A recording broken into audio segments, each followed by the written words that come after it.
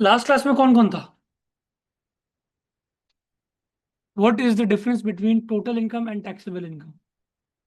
घर जाके रिवीजन किया था कुछ? टोटल इनकम जो हमें 5 हेड से रिसीव हो रही है, उसमें से जब हम डिडक्टेबल अलाउंसेस को माइनस करते हैं, लेस करते हैं, तो हमारे पास एक टैक्सेबल अमाउंट की फिगर आती है जिसपे हम क्या करते हैं? टैक्स पे करते हैं। ठीक है जी, क्लियर है जी बात? अच्छा, सर आप मुझे बताएं डिडक्टेबल अलाउंसेस क्या होते हैं?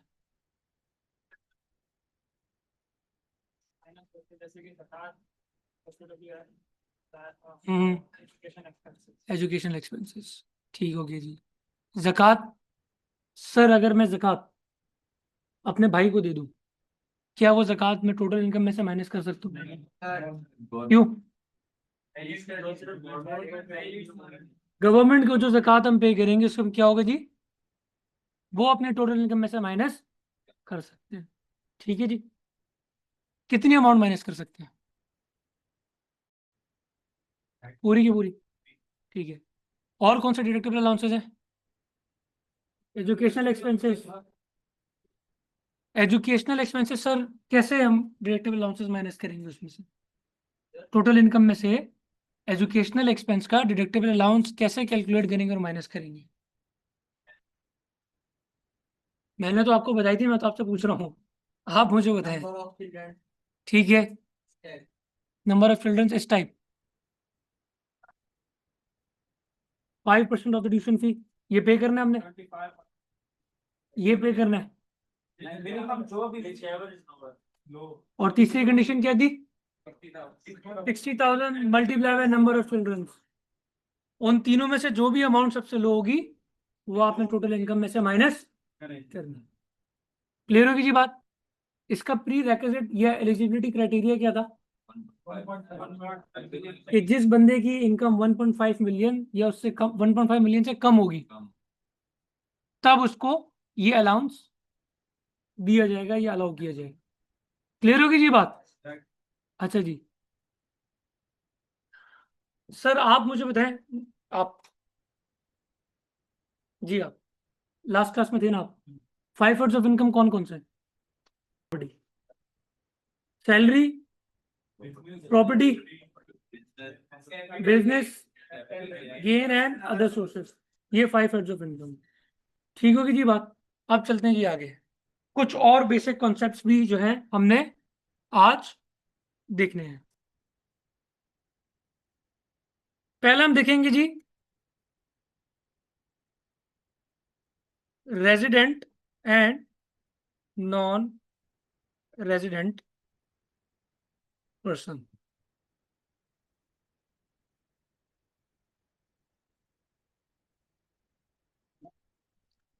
अच्छा, जब हम इनकम टैक्स ऑर्डिनेंस में रेजिडेंट या नॉन रेजिडेंट पर्सन की बात करेंगे, तो यहां पर पाकिस्तानी पासपोर्ट से कोई लेना देना नहीं है। पाकिस्तानी पासपोर्ट से कोई लेना देना। कोई पाकिस्तानी नेशनल क्या हो सकता है? नॉन रेजिडेंट भी हो सकता है, और कोई नॉन पाकिस्तानी नेशनल या फॉरेन जिसे हम कहेंगे बंदा अगर कोई है, तो वो क्या होगा जी? रेजिडेंट भी हो सकता है। अब वो कैसे हो सकते हैं जी? वो ऐसे हो सकते हैं कि उसकी कुछ कंडीशंस। क्या कंडीशंस है जी? वो लिखी हुई है जी हमारे पास सेक्शन 83 आई गेस, मैं कंफर्म कर लेता हूँ।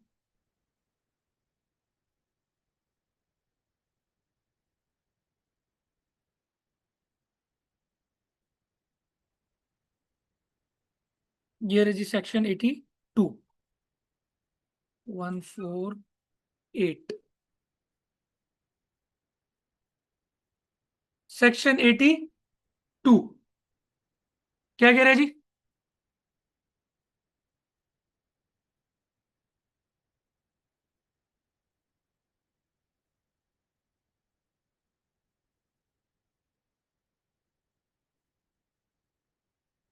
पहली कंडीशन है, अगर कोई बंदा पाकिस्तान में ड्यूरिंग अ टैक्स ईयर, क्या होगा जी? 183 डेज या उससे ज्यादा पाकिस्तान में रहा, तो वो टैक्स पर्पस के लिए क्या है जी? रेजिडेंट। क्या है जी? रेजिडेंट। कितना पीरियड? 183 डेज और उससे ज्यादा। अगर कोई बंदा इससे कम रहता है, सर आप दोनों थोड़ा सा इस तरफ हो जाएं ताकि वो मैडम इनके साथ बैठ जाए।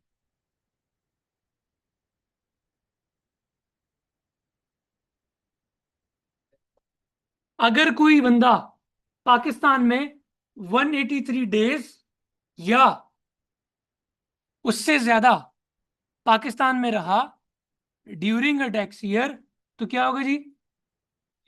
पाकिस्तान टैक्स पर्पस के लिए क्या होगा जी? रेजिडेंट होगा। नंबर 2, ऐसा बंदा जो फेडरल गवर्नमेंट या प्रोविंशियल गवर्नमेंट का एम्प्लॉई है पाकिस्तान की, और उसे अब्रॉड या किसी फॉरेन कंट्री में पोस्ट किया हुआ गवर्नमेंट की तरफ से, फॉरेन एम्बेसडर्स होते हैं या नहीं होते, उनको जो पैसे मिलेंगे, इनकम जो रिसीव होगी, सैलरी रिसीव होगी, जो बेनिफिट रिसीव होंगे गवर्नमेंट से, वो कहाँ रिसीव होंगे जी? बाहर किसी कंट्री में रिसीव होंगे। वो बंदा पाकिस्तान में 183 डेज होगा या नहीं होगा? मोस्ट प्रोबेबली नहीं होगा। ठीक है जी। इस सिनेरियो के अंदर ऐसे बंदे को रेजिडेंट ही कंसिडर किया जाएगा। ऐसा बंदा जो अब्रॉड पाकिस्तान की फेडरल गवर्नमेंट या प्रोविंशियल गवर्नमेंट की तरफ से पोस्ट हुआ है, तो वो पाकिस्तान टैक्स पर्पस के लिए क्या है? रेजिडेंट है। एलिजिबल नहीं, रेजिडेंट। ठीक है जी। किस किस को यहां तक बात समझ नहीं आई?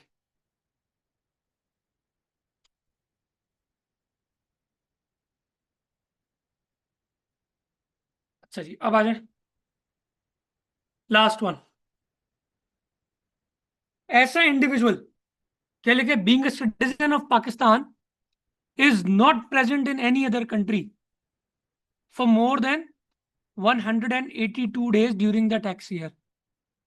पहले तो यहां तक पढ़ लें आप, फिर उसके बाद और की कहानी में आगे आपको बताता हूँ क्या है। सर एक बंदा पाकिस्तान में पाकिस्तानी नेशनल है और वो पाकिस्तान में 183 डेज नहीं था। ठीक है। लेट सपोज वो पाकिस्तान में 2 महीने था, 2 महीने वो यूएस में था, 2 महीने यूके में था, 2 महीने चाइना में था, और 2 महीने किसी और कंट्री में था। हो गए 12 महीने। ये प्रोविजन क्या कह रहा है कि अगर ऐसा बंदा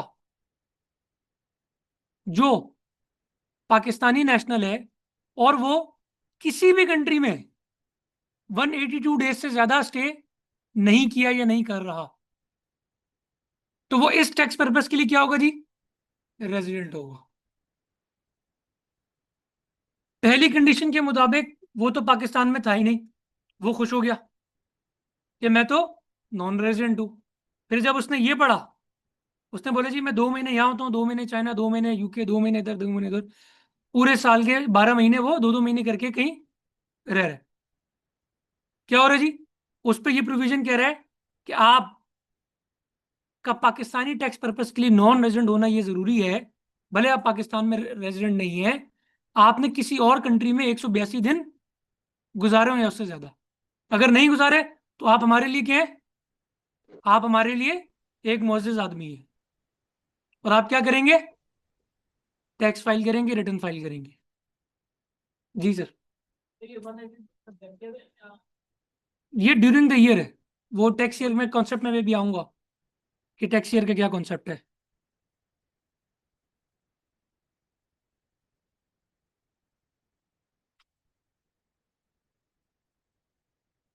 ठीक है जी। और आगे क्या बात लिखी है? चलें, अगर वो इससे बच भी जाता है, इससे वो अगर बच भी जाता है और फिर भी वो नॉन रेजिडेंट होता है, तो आगे क्या लिखा हुआ है कि अगर वो बंदा किसी भी कंट्री का टैक्स पेयर नहीं है, तो फिर वो किसका टैक्स पेयर है?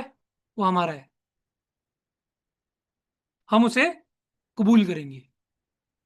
ये इनकम टैक्स ऑर्डिनेंस कह रहा है कि अगर आप कहीं भी टैक्स नहीं पे कर रहे, तो डरने वाली परेशानी वाली कोई बात नहीं है, आप हमें टैक्स पे करें। ये कहानी यहां पर लिखी हुई है। क्लियर होगी जी बात या नहीं? क्या समझ नहीं आया?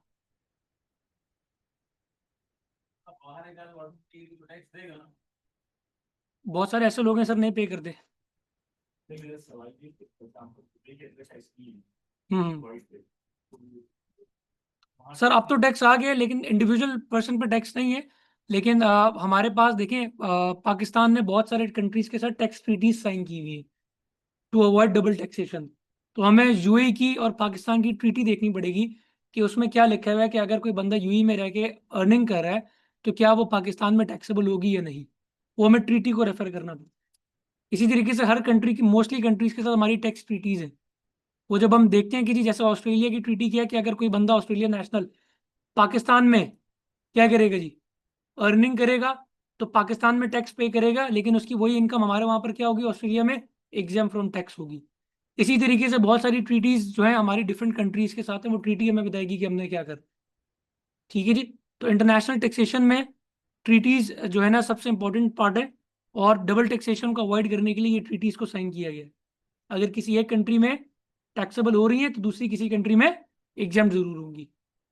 ठीक है जी। और की क्वेश्चन? कोई बंदा 192 पे यहाँ नहीं है, अगर उसका पुराना बिजनेस इधर है। अगर किसी बंदे का बिजनेस यहाँ पर है, वो बंदा खुद यहाँ पर नहीं है, नहीं। तो सर मुझे बताएं उसका पाकिस्तान सोर्स ऑफ इनकम है या नहीं। ठीक। सर वो रिटर्न फाइल करेगा। लास्ट ईयर मेरे साथ भी हुआ था, मेरा भाई रहता है यूएस में, लाइफ में बिजनेस है।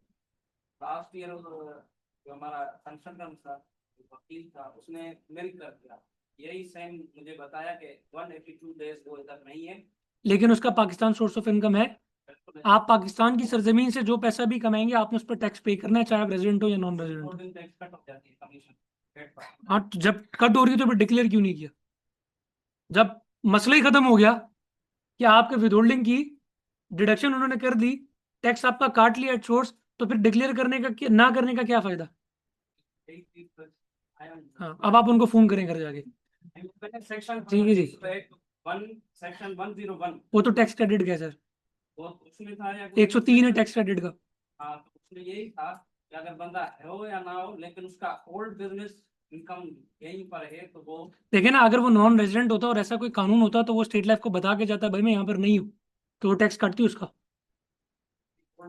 जो अगर आपने पॉलिसी दी तो आप अपना पॉलिसी चला रहे हैं तो हमें कमीशन मिलती रहती है। अगर आप यहाँ सर तो अर्निंग हो रही है ना, तो पाकिस्तान की जमीन से ही अर्निंग हो रही है, यहीं से आपको कंपनी पैसे दे रही है ना, तो जब आप यहाँ पर दे रही है तो वो टैक्स आपको पे करना है उसको। ठीक है। बाकी जो आपकी वर्ल्ड वाइड इनकम होगी ना उस पर आपने टैक्स पे नहीं करना, लेकिन पाकिस्तान पे आपने जरूर करना है। अब ये जो रेजिडेंट और नॉन रेजिडेंट का जो कंसेप्ट है वो क्यों आया है? सर इसी की बेसिस के ऊपर आपने क्या करना है, रिटर्न फाइल करना है और टैक्स पे करना है। अगर कोई बंदा पाकिस्तान के कानून के मुताबिक रेजिडेंट हो गया टैक्स पर्पस के लिए, तो उसे क्या करना पड़ेगा, वर्ल्ड वाइड इनकम डिक्लेयर करनी पड़ेगी। क्या वर्ड मैंने यूज किया, इसका मतलब क्या हुआ सर? किसी भी कंट्री में आपने का कोई बिजनेस है, आप वहां से अर्निंग कर रहे हैं या आपको पैसे रिसीव हो रहे हैं, वो सारे के सारे पैसे आपने क्या करने हैं, डिक्लेयर करने हैं यहाँ पे। और क्या करना है जी, टैक्स पे करना है। क्या टैक्स पे करना है जी आपने? यस, जो भी आपकी इनकम होगी आपने उस पर टैक्स पे करना है। अब सवाल यहां पर ये पैदा होता है कि मेरे पास, मैंने तो लेट सपोज मेरी दो कंट्रीज से क्या है, इनकम है, मैं तो वहां पे टैक्स पे करता हूँ, क्या करूं? अगेन, पहला इसका जवाब क्या है जी, ट्रीटी। और दूसरा है जी फॉरेन टैक्स क्रेडिट, सेक्शन 103। उस पर मैं आऊंगा अभी। क्लियर होगी जी बात यहां तक? कोई मसला? क्या रिपीट कर दूं? पूरा रिपीट कर दूं सर? चले मैं दोबारा बता रहा हूँ। सर सेक्शन 82 कहता है जी रेजिडेंट इंडिविजुअल के बारे में, कौन बंदा इस टैक्स पर्पस के लिए रेजिडेंट है, कौन नॉन रेजिडेंट है। उसके लिए 3 कंडीशन है। तीनों में से कोई एक भी मीट कर ली, वो रेजिडेंट या नॉन रेजिडेंट की कैटेगरी में। मीट कर ली तो रेजिडेंट, नहीं मीट की तो नॉन रेजिडेंट। पहली कंडीशन क्या है कि वो बंदा पर्सनली बजाते खुद पाकिस्तान में 183 डेज या उससे ज्यादा रहा हो। ठीक है, नंबर 1। अगर नहीं रहा तो क्या होगा जी, नॉन रेजिडेंट है। नंबर 2, अगर वो बंदा पाकिस्तानी गवर्नमेंट का एम्प्लॉय है और वो बाहर अब्रॉड कहीं पोस्टेड हुआ है या उसकी पोस्टिंग चल रही है किसी भी मुल्क में, तो सर वो पाकिस्तान टैक्स पर्पज के लिए क्या है, रेजिडेंट है। चाहे वो पाकिस्तान में 80 दिन रहे, 180 दिन रहे या 200 दिन रहे, वो रेजिडेंट ही रहेगा। ठीक है जी। तीसरी बात क्या है, ऐसा बंदा जो पाकिस्तान के अलावा, ठीक है, पाकिस्तान में भी और दुनिया के किसी भी मुल्क में 180 दिन से ज्यादा नहीं रहा, 182 डेज से ज्यादा, सॉरी 182 दिन से ज्यादा नहीं रहा, तो क्या होगा जी, वो पाकिस्तान के लिए रेजिडेंट है। या ऐसा बंदा जो किसी भी कंट्री में टैक्स पे नहीं करता, टैक्स रेजिडेंट नहीं है, तो वो क्या होगा जी, पाकिस्तान के लिए रेजिडेंट होगा। क्लियर होगी जी बात।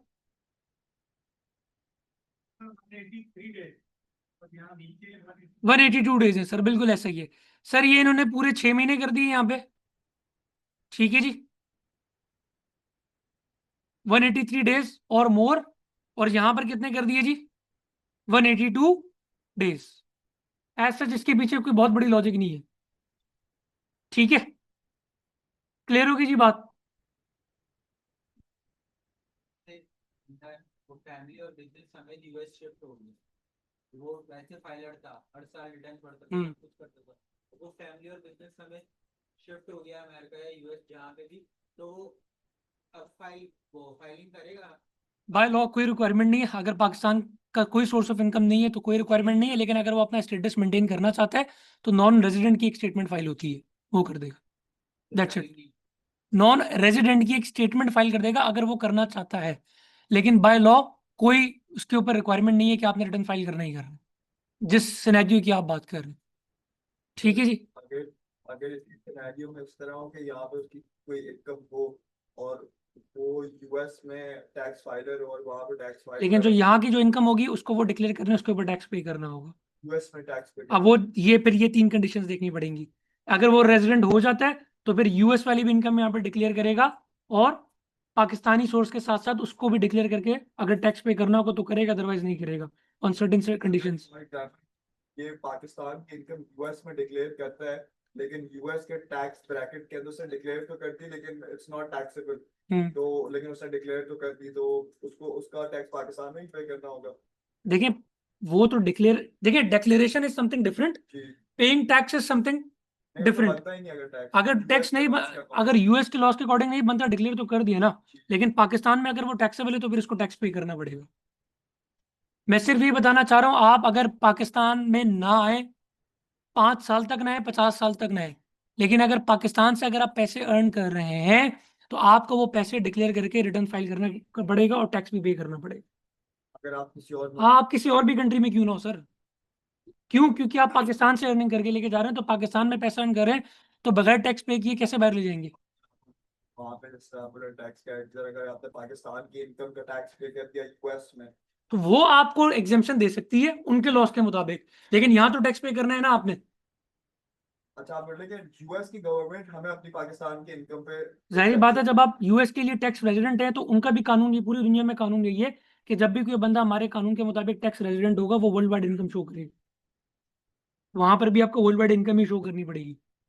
क्लियर होगी बात। पाकिस्तान के इनकम का टैक्स पाकिस्तान में यस भरेगा। Exactly sir, exactly sir, exactly. Sir जैसे नॉन रेजिडेंट है, कोई यूएसए में उनकी यहाँ प्रॉपर्टीज भी होती है, अगर वो कोई प्रॉपर्टी यहाँ सेल कर तो उस पर कैपिटल गेन होता है, तो फिर क्या वो उस साल के लिए रिटर्न फाइल करेगा? करना पड़ता है सर, मजबूरी है। नॉन रेजिडेंट के लिए तो आप पूरा एक प्रोसीजर है, उनको करना पड़ता है, सारी चीजें उनको करनी पड़ती है। वैसे पिछले साल से वो जो है वो नॉन रेजिडेंट का रिटर्न फाइल करते तो वो हैं। उनका स्टेटस तो मेंटेन हो रहा होगा बीइंग अ फाइलर, वो फाइलर होंगे। यही आपसे बात कर रहा हूँ, अगर कोई बंदा पाकिस्तान से बाहर है और उसकी यहाँ पे कोई प्रॉपर्टीज हैं, कोई एसेट्स वगैरह हैं, तो वो अपना स्टेटस को मेंटेन करने के लिए क्या कर सकता है, एक नॉन रेजिडेंट की स्टेटमेंट फाइल कर सकता है। That's it, that's it. वो सर 3 साल 4 साल पुराना ही है, वो आज का नहीं है। ठीक है जी। अच्छा जी, अब आ जाए जी, क्या करें अब?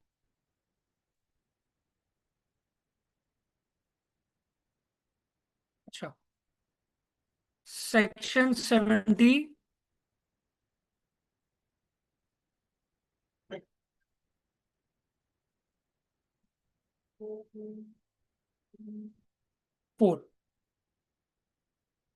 Tax year.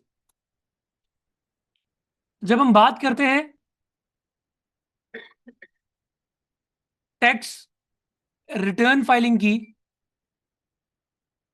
या डिक्लेरेशन की, तो इसमें बहुत ही इंपॉर्टेंट और बेसिक कॉन्सेप्ट है जी, टैक्स ईयर। जब मैं आपसे पूछता हूँ जी आपने किस ईयर के रिटर्न फाइल किए, तो आप कहते हैं जी 2025, 2023, 2022। ये आप क्या बता रहे होते हैं? इस टैक्स ईयर का हमने फाइल किए। तो नॉर्मली क्या होता है जी? नॉर्मली हमारे पास जो टैक्स ईयर है वो तीन तरीके के हैं। कितने तरीके के हैं जी? तीन तरीके। पहला क्या है जी?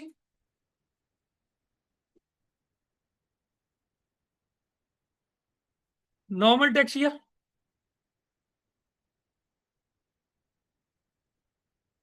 Normal tax year. Normal tax year का मतलब क्या है जी?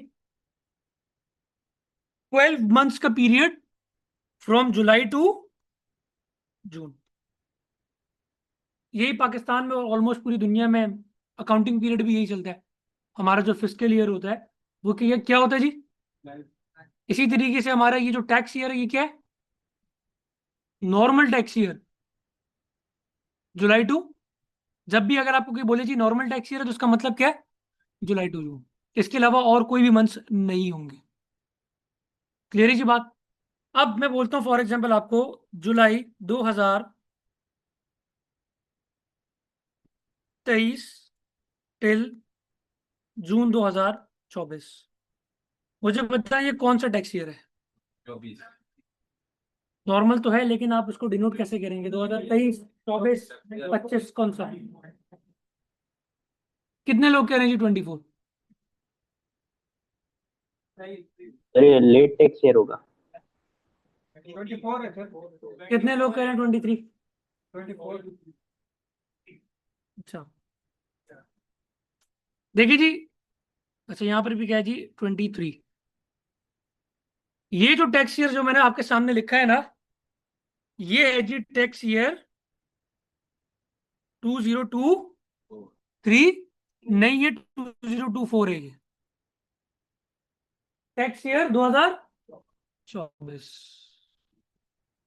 जब भी आपसे टैक्स ईयर की बात की जाएगी, तो लास्ट 6 मंथ्स वाला जो ईयर होगा, आपने उससे इसको डिनोट करना होगा कि वो क्लोज कब हो रहा है। ये टैक्स ईयर कब क्लोज हो रहा है? जून 24 में। कौन सा टैक्स ईयर हुआ? ठीक है जी। इसी तरीके से अगर मैं आपको बोलूं, ये है जी जुलाई 24 से लेके जून 25। क्या होगा जी? 2025। ठीक है जी। इसी तरीके से सर अगर मैं बोलूं, एक टैक्स ईयर है, टैक्स ईयर 2018। सर कौन सा पीरियड होगा? जुलाई 17 से जून 18। क्लियर होगी जी बात? तो जब भी आप रिटर्न देखेंगे, मैं भी आपको शो कराऊंगा, रिटर्न के ऊपर लिखा होता है टैक्स ईयर। वहां ये जुलाई टू जून नहीं लिखा होगा, सिर्फ लिखा होगा टैक्स ईयर 2022, 23, 24, 25। और आपको ये पता होना जरूरी है कि अगर 2024 की बात की जा रही है और अगर ये नॉर्मल टैक्स ईयर है, तो इट मीन्स ये जुलाई से जून का एक टैक्स पीरियड है। क्लियर होगी जी बात? अब इस चीज को लिंक करें सेक्शन 83 से 82 से, जो भी हमने पढ़ा है। सेक्शन 82 क्या कह रहा है? कि ऐसा बंदा जो 183 days during a tax year रहा हो, तो वो क्या होगा जी? ड्यूरिंग द टैक्स ईयर की बात कर रहा हूं। बात समझ में आ रही है? अब एक एग्जांपल आपको देता हूं। फॉर एग्जांपल, एक बंदा आया जी, फॉर एग्जांपल अप्रैल में, अप्रैल मई और जून। और मैं कहता हूं जी वो था टैक्स ईयर 2025 जो अभी गुजर गया, ठीक है। 30 जून को 2025 क्लोज हो गया, क्या वो रेजिडेंट होगा या नहीं? लेकिन अभी वो कब जाएगा? वो लेट सपोज जा रहा है वापस 15 अक्टूबर को। उसने नए टैक्स ईयर में जुलाई भी गुजार लिया, अगस्त भी, सितंबर भी, और 15 दिन ऊपर करके इज गोइंग बैक। अगर एग्रीगेट देखा जाए तो ये बंदा 6 महीने से ज्यादा रहा, 183 डेज से ज्यादा रहा, रेजिडेंट होना चाहिए, लेकिन होगा नहीं क्योंकि टैक्स ईयर डिफरेंट है। क्योंकि 3 महीने ये पहले था और 3 महीने ये आगे आगे हो गया जी, ठीक है जी। 3 महीने पहले था और 3 महीने बाद। अच्छा, अब यही बंदा पूरे के पूरे 6 महीने एक ही टैक्स ईयर में गुजार देता तो क्या होता? तो अब कोई भी बंदा बाहर से आए क्या करे? 3 महीने पहले टैक्स ईयर में गुजारे, 3 महीने अगर इतनी लंबी छुट्टी मिलती है तो। पहली बात तो ये। वरना बहुत से ऐसे लोग हैं जो सालों से एक एक महीने, डेढ़ डेढ़ महीने के लिए आते हैं और वापस काम पे। मैक्सिमम 1.5 महीना 2 महीना होता है, इससे ज्यादा नहीं, ठीक है जी। अच्छा, अब आ जाए सेकंड पे। क्या है जी? इसमें क्या ऐसी स्पेशल बात है जो उसे हम स्पेशल टैक्स ईयर कहेंगे? इसका होता है? अच्छा जी, ठीक है। होता है कैसे रही?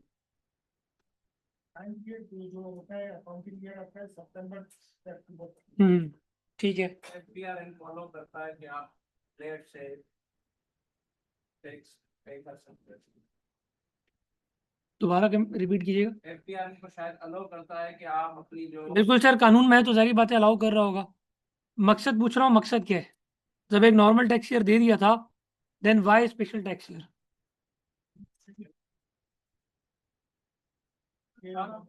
सर इस टैक्स ईयर में भी क्या होंगे?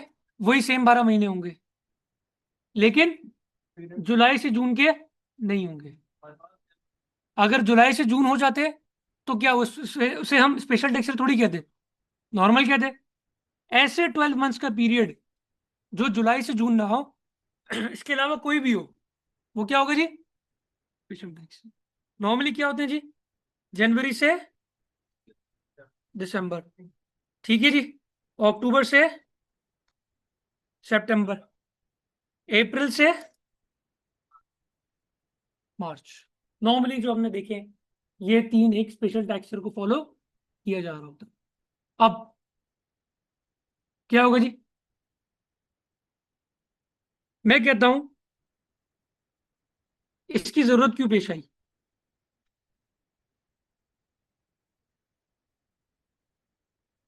इसकी जरूरत क्यों पेश आई? फाइनेंशियल स्टेटमेंट्स, मतलब आप कह रहे हैं गलती की बुनियाद के ऊपर वो स्पेशल टैक्स ईयर अवार्ड कर देंगे? हाँ हाँ, ठीक है। सर बेसिकली इन्होंने कुछ इंडस्ट्रीज को हमारे लॉ ने क्या किया हुआ जी? बाउंड किया हुआ कि आपने क्या करना है, ये अकाउंटिंग पीरियड यूज करना है। जैसे फॉर एग्जांपल मैं जनवरी टू दिसंबर की बात करूं तो हमारा जितना भी फाइनेंशियल सेक्टर है, जिसमें आपका बैंकिंग है, इंश्योरेंस है, डिफरेंट आपके फाइनेंशियल सेक्टर्स में चीजें आती हैं, वो जनवरी टू दिसंबर को फॉलो करती है। कोई भी बैंक आपको जुलाई टू जून का टैक्स ईयर या अकाउंटिंग ईयर फॉलो करता हुआ नहीं मिलेगा, ठीक है। हाँ, वो स्पेशल ये इंडिविजुअल भी कर सकता है, कोई प्रॉब्लम नहीं है, लेकिन उसके लिए कोई रीजनेबल ग्राउंड होना जरूरी है। नंबर 2, जो हमारे शुगर इंडस्ट्री जैसे सर ने कहा है, ठीक है जी, वो ये वाला टैक्स ईयर फॉलो करते हैं, अक्टूबर टू सितंबर, ठीक है जी। इसी तरीके से डिफरेंट एंटिटीज अप्रैल टू मार्च का भी क्या करती है, tax year, accounting year follow करती है। तो ये डिपेंड करता है किसके ऊपर, कि आप किस इंडस्ट्री में काम कर रहे हैं। बाकी जितनी भी एंटिटीज हैं, चाहे वो डिफरेंट कोई भी काम कर रहे हैं, ट्रैवल का कर रहे हैं, कार्गो का कर रहे हैं, फ्रेट का कर रहे हैं, तो उन्होंने क्या करना है, नॉर्मल टैक्स ईयर को फॉलो करना है। उनको बाय लॉ कोई रिक्वायरमेंट नहीं है कि उन्होंने ये काम करना है। ठीक हो गया जी?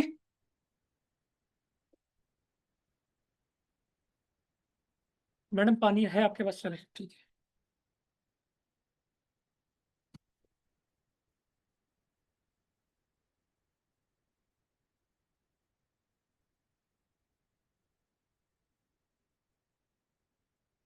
क्लियर होगी जी बात?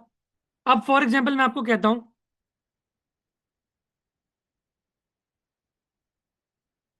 जनवरी 2025 टू दिसंबर 2025,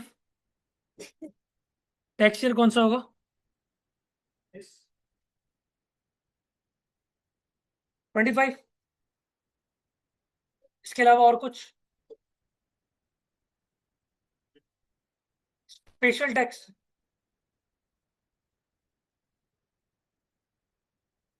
सर उधर से रास्ता कोई नहीं है, आपने उनको उधर भेज दिया। बरन उनको जाने थे, वो तो वॉशरूम में, वो थोड़ा सा अपना कुछ सेटल कर लेंगे।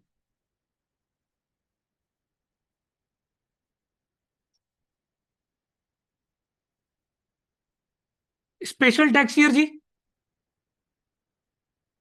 जनवरी टू दिसंबर। क्या पीरियड लिखा है मैंने? उसी सेम ईयर में स्टार्ट हो रहा है, उसी सेम ईयर में खत्म हो रहा है, वही 12 मंथ से। टैक्स ईयर कौन सा आएगा?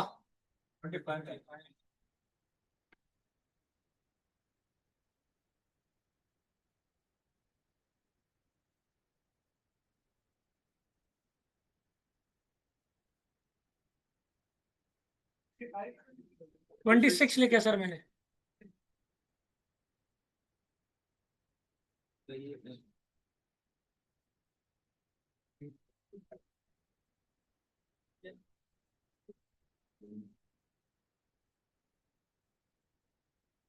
हाँ जी, क्या बात समझ नहीं आई? जी हमजा साहब। सर अगर टैक्स 25 का पे हो रहा है तो 26 का टैक्स फिर कैसे हो सकता है ये? हाँ बिल्कुल, समझा रहा हूँ आपको बात। देखिए, अकाउंटिंग पीरियड आप जो भी गए, जब आप फाइनेंशियल स्टेटमेंट्स बनाएंगे तो उस पर लिखेंगे कि जी for the period ending 31 December this and this 25, ठीक है जी। लेकिन जब जी टैक्स ईयर को डिनोट किया जाएगा तो वो कौन सा होगा जी? 2026 का। जब भी कोई स्पेशल टैक्स ईयर हो और वहां पर लिखा हुआ आ रहा हो जी जनवरी टू दिसंबर, ठीक है, तो आपने क्या करना है कि आपने उसका अगले साल से उस टैक्स ईयर को डिनोट करना है। ये सिस्टम खुद ही आपके लिए काम कर देंगे, आपको करने की जरूरत भी। इन्होंने इस चीज को इसके साथ लिंक रखा है। क्यों? क्योंकि नॉर्मली तो जो हमारे बिजनेस चल रहे होते हैं वो नॉर्मल टैक्स ईयर भी चल रहे होते हैं, और जून के बाद तो वैसे ही नया फिस्कल आ जाता है, नया टैक्स ईयर आ जाता है। ये तो कुछ स्पेसिफिक इंडस्ट्रीज के लिए है, तो वो क्या कहते हैं कि जी कि आपने इस चीज को नॉर्मल टैक्स ईयर से ही लॉक कर देना है। तो जब भी मैं जनवरी 2025 से दिसंबर 2025 लिखूंगा तो टैक्स ईयर मेरा कौन सा होगा? 2026। जब यहां पर 2024 से 2024 होगा तो कौन सा होगा? 25। अब फॉर एग्जाम्पल मैं आपको बताता हूं कि वो लोग जिनकी कंपनी या जिनका जो बिजनेस वो है अपना पीरियड है, वो जनवरी टू दिसंबर है, पिछले साल क्लोज हो गया, रिटर्न वो अभी फाइल कर रहे हैं, 30 सितंबर उनकी लास्ट डेट है। तो इस ईयर से आपकी रिटर्न फाइलिंग की डेट भी चेंज हो जाती है। इस केस के अंदर क्या है जी, अगर कोई कंपनी है उसकी रिटर्न फाइलिंग की डेट क्या होगी? 31 दिसंबर। और अगर कोई इंडिविजुअल होगा या यूपी होगा तो क्या होगा जी? सितंबर। इसी तरीके से अगर किसी कंपनी का स्पेशल टैक्स ईयर होगा, ठीक है, अगर इसी एग्जांपल को सामने रख लूं, चले मैं यहां पे करता हूं 2024, ये 2024 कौन सा हो गया जी टैक्स ईयर? 2000। सर इसकी जो लास्ट डेट है ना वो आज से 3 दिन के बाद की है। समझ आ गई बात? तो स्पेशल टैक्स ईयर से और नॉर्मल टैक्स ईयर जो आपके टैक्स ईयर्स हैं, इनके साथ आपकी ड्यू डेट ऑफ फाइलिंग भी लिंक हुई हुई है। आपको इसमें घबराने की जरूरत नहीं है।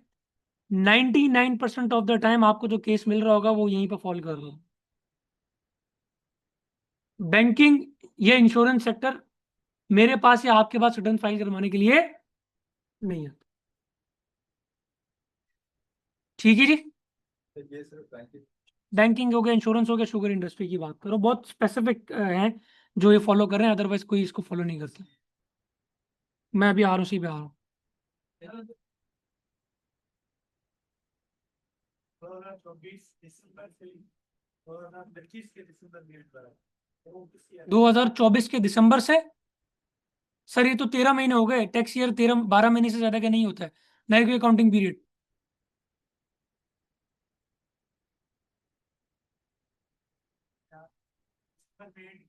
अगले साल का काम हो गया ऐसे जी जी।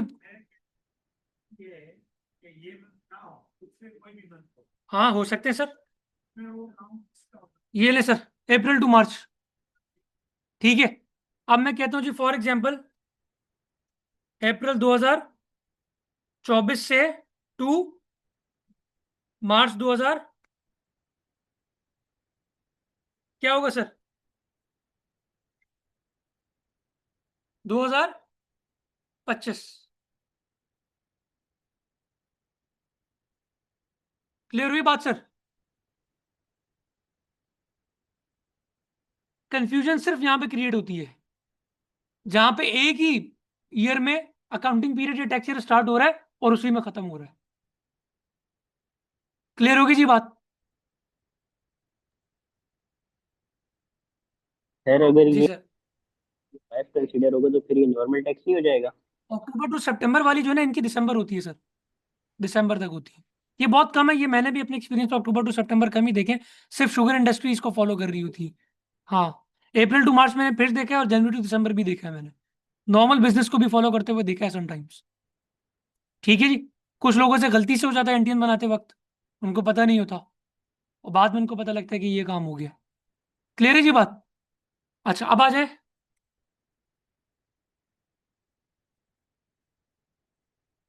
Transitional tax year.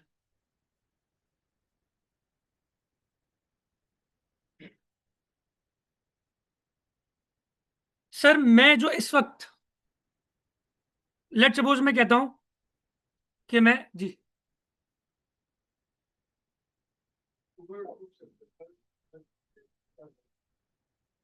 अक्टूबर से लेके जून तक जो है वो को फॉलो किया तो टैक्स ईयर 2024 में। ठीक है, अब वो चेंज हो गई 2025।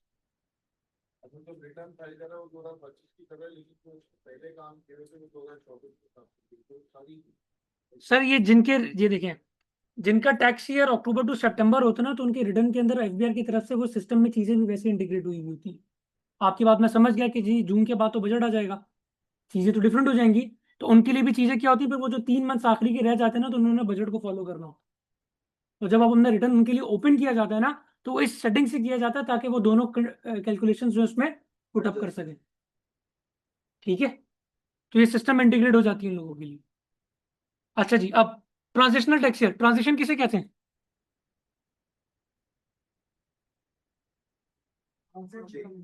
चेंज होने को कहते हैं ना सर।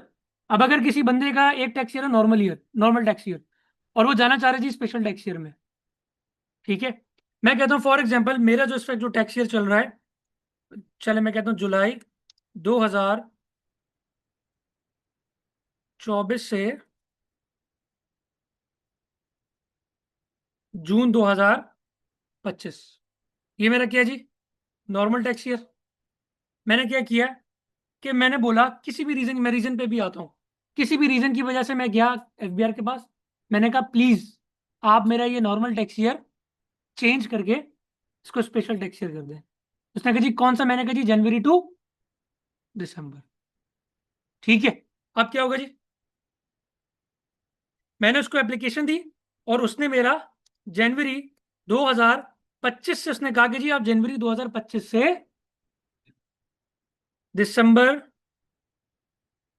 2025 आप फॉलो कर सकते हैं। क्लियर होगी बात? पहले मैं क्या कर रहा था? नॉर्मल टैक्स ईयर को फॉलो कर रहा था। अब क्या हुआ जी, जुलाई 2024 से लेके जून 2025 के रिटर्न मैंने फाइल कर दिया। ठीक है, डेट आई मैंने फाइल कर दिया।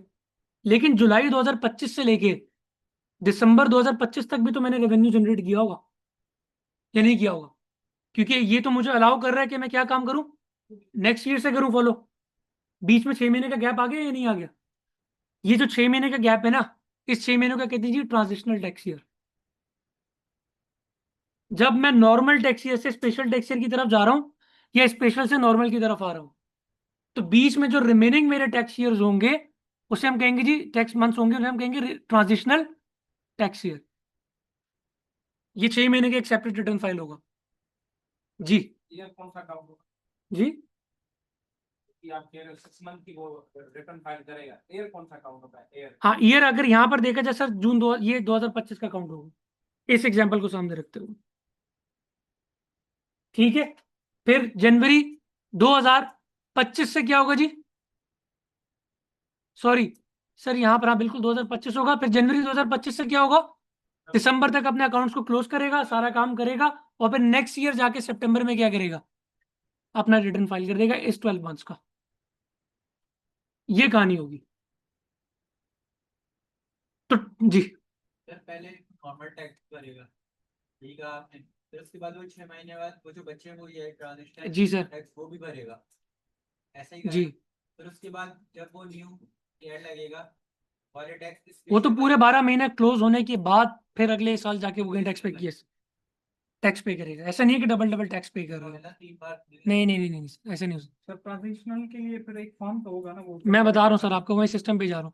अब सवाल ये है कि जी ये चेंज करने की जरूरत क्यों पैदा होती है? ठीक है जी, नंबर वन जी, बाय मिस्टेक हो गया। कंपनी फॉर्म कर रहे थे, बिजनेस फॉर्म कर रहे थे, टैक्स ईयर गलती से गलत चूज कर लिया, अकाउंटिंग ईयर गलत चूज कर लिया, जिसकी वजह से हमें ये काम करना पड़ रहा है। Number one. नंबर टू, एक कंपनी है फॉर एग्जाम्पल इंश्योरेंस सेक्टर की, ठीक है, वो फॉलो करती है जनवरी टू दिसंबर, ऐसे ही है।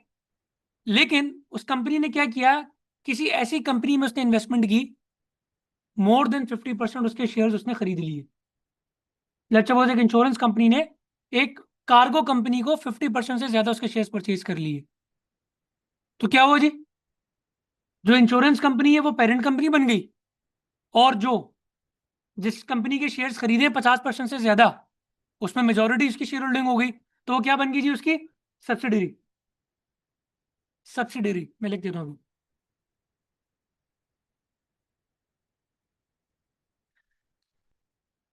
कंपनी ए ने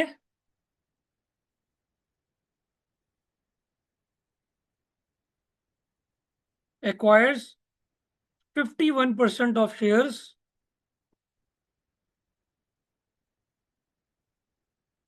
कंपनी बी। अब इनका रिलेशन क्या होगा जी? कंपनी ए को हम कहेंगे क्या? Parent company. और कंपनी बी को हम क्या कहेंगे?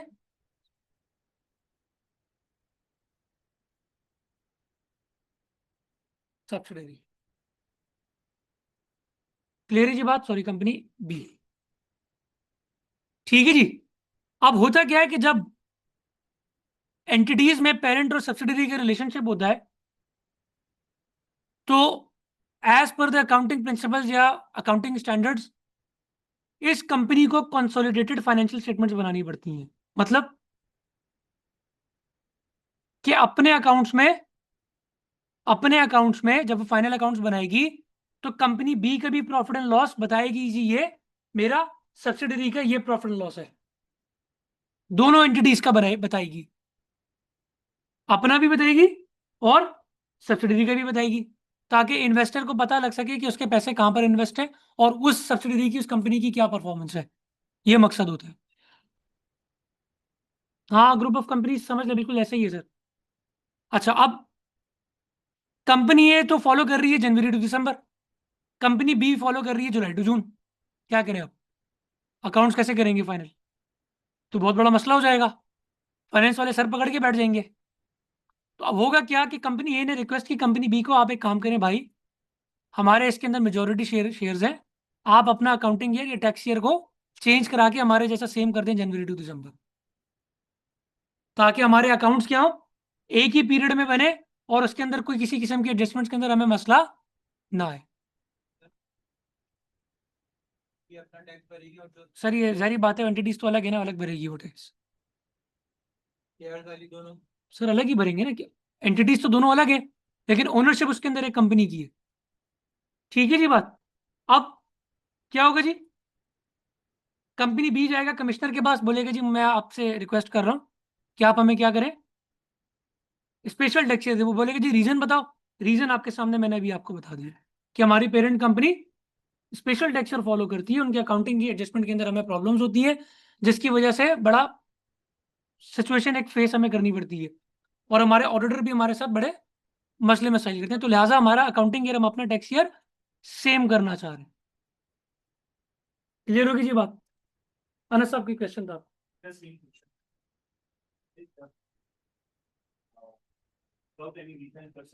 नहीं सर, रीजन देना जरूरी है सर, विदाउट एनी रीजन तो आप नहीं दे सकते ना, उस चीज को एक्सेप्ट करे ना करे वो डिस्क्रिप्शन है एफबीआर को। ठीक है, अच्छा जी अब आ जाए, इसकी एप्लीकेशन फाइल होगी कैसे? अगेन वो सिस्टम आयरस, जो कि पिछले कई दिनों से आहिस्ता आहिस्ता चल रहा है। रजिस्ट्रेशन तो सही है। किसका? सर मैंने 2 दिन में भी करवाई है, हफ्ता भी लग जाता है, डिपेंड्स आप मैक्सिमम में, जब तक आप फॉलो ना करें, आप फॉलो कर रहे हैं उसको, फॉलो किया आपने, कॉलेज के कहने का मतलब है आपने सबमिट करके आप डिपार्टमेंट गए आप। सर हम जो बैठे हुए हैं यहाँ ठीक हैं, जो इसके उस पार बैठे हैं ना, उनको शक्ल दिखाना जरूरी है, ऐसे काम नहीं होगा। इस केस के अंदर तो इतना बड़ा मसला नहीं है, कायदे आजम का इतना बड़ा मसला नहीं इस केस के अंदर। हाँ, ये तो वैसे भी करवाया हमने। सर इसकी डेट बढ़ी क्या है? अब बढ़ जाएगी, बढ़ जाएगी।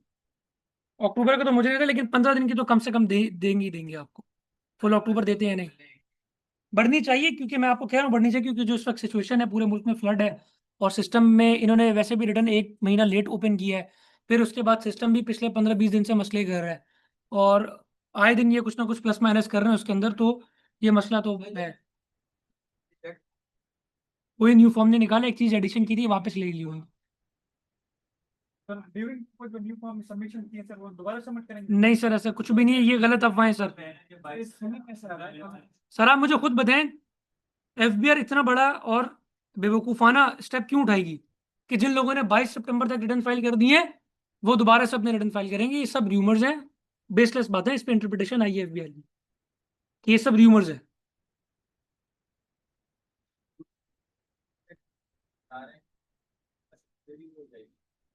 टोटल इनकम वही होगी। सर इसके अंदर ये इनकी मर्जी, चाहें तो एज अ सेपरेट एंटिटी भी टैक्स पे कर सकते हैं, चाहें तो ग्रुप टैक्स रिलीफ भी ले सकते हैं, ऑप्शन है, उसकी कुछ कंडीशंस है। नहीं सर, ग्रुप टैक्स में जाएंगे तो बच जाएंगे, कम टैक्स हो गया, लेकिन अगर सिंगल सिंगल करेंगे तो 29% इधर भी पे करेंगे, 29 उधर भी पे करेंगे, तो टोटल कितना हो गया? ठीक है जी, तो ग्रुप के अंदर इसका इनका फायदा है।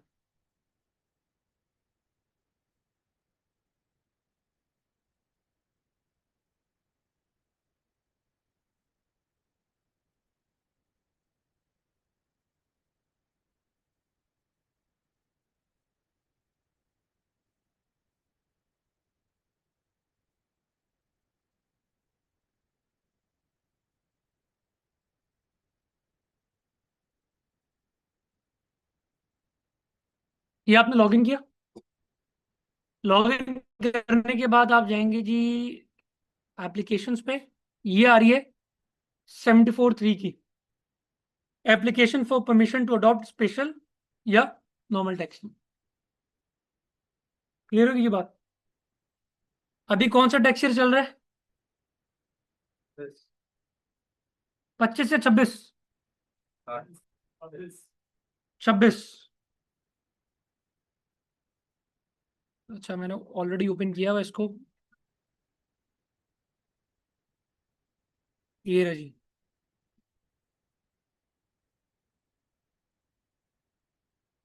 क्या हो रहा है जी यहाँ पे?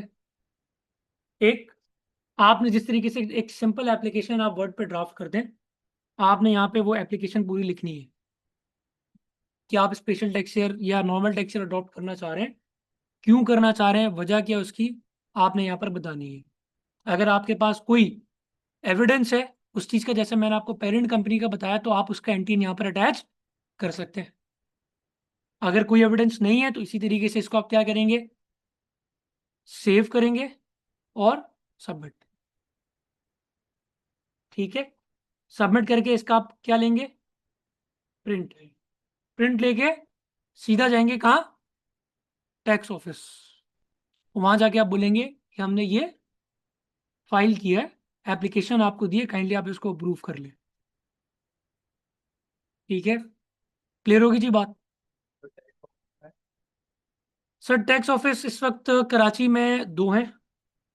ठीक है जी, एक आपका मेन टैक्स ऑफिस है जो आर्ट्स काउंसिल की बैक साइड के ऊपर है। ठीक है, मेन टैक्स ऑफिस वो है जहाँ पे RTO 1 और CTO है। RTO 1 मतलब रीजनल टैक्स ऑफिस 1, और CTO का मतलब कॉर्पोरेट टैक्स ऑफिस, जहाँ पे कंपनी के मैटर्स देखे जाते हैं। और एक हमारा जो ऑफिस है FBR का, एक है नीपा पे और एक जौहर में, जिसे हम कहते हैं जी RTO 2। तो जो लोग हमारे ईस्ट वेस्ट नॉर्मली नॉर्थ वाली साइड के ऊपर है, उनका RTO 2 जो है वो रेलेवेंट ऑफिस है। और जो लोग साउथ में रहते हैं उनका क्या है जी, RTO 1। अब सर, अब हाँ मैं ये बताने लगा हूँ कि जब कभी भी RTO 2 जाना हो ना, तो आप नीपा वाले पे मत जाइएगा, पहले जौहर वाले पे जाइएगा, क्योंकि मोस्टली जितने भी टास्क है ना सारे वहीं पर ही देखे जा रहे हैं। ठीक है, वहां पर कम देखे जा रहे हैं। क्लियर होगी जी बात? जी हमजा साहब। सर ये लॉगिन करने के बाद हमजा जो अहमद टैक्स साहब। दोबारा, जी जी सर, स्टेप दोबारा रिव्यू करेंगे लॉगिन के बाद? समझा नहीं आपकी बात में। सर मैं ये कहना चाह रहा हूँ, IRIS पे लॉगिन किया उसके बाद क्या स्टेप लिए जो एप्लीकेशन के फॉर्मेट तक आए ओके थे, ओके, मैं समझ गया ये समझ गया दोबारा समझ गया रिव्यू समझ गया। करवाएंगे? करवा देता हूँ। सर ये आपने लॉगिन किया एप्लीकेशंस पे, क्या ये सामने पड़ी है सर एप्लीकेशन 2026 इस वक्त करंट चल रहा है, जो करंट ईयर चल रहा होगा आपने वही सेलेक्ट करना है, कंटिन्यू करेंगे और आपके सामने एक एप्लीकेशन ओपन होगी। ये ओपन हो गई है, यहाँ पर पूरी एप्लीकेशन आपने टाइप करनी है। अगर कोई एविडेंस है तो एविडेंस अटैच कर दीजिएगा, नहीं है तो सेव करके सबमिट कर दीजिएगा। प्रिंट लेके 1 आध 2 दिन के बाद रेलिवेंट टैक्स ऑफिस चले जाइएगा जो आपका है, और वहां जाकर आप उनसे बात कर लीजिएगा। ठीक है जी। एक और चीज इसके अंदर एडिशन आपके लिए कर दूं, कि अगर आप में देखने की जी मेरे किस ऑफिसर के पास ये केस है, तो आप जाएंगे ये प्रोफाइल में, या ह्यूमन आइकन बना हुआ है, प्रोफाइल में जाएंगे और ये लेफ्ट साइड पे आपके पास ये आ रहा है जी, कौन सा ऑफिस है, और यूनिट ऑफिसर कौन है जी आपका। ठीक है जी, तो यहाँ पर आपका पता लग जाएगा कि जी मेरा यूनिट ऑफिसर कौन है और RTO कौन सा है, मैंने कहाँ जाना है। क्लियर होगी जी बात?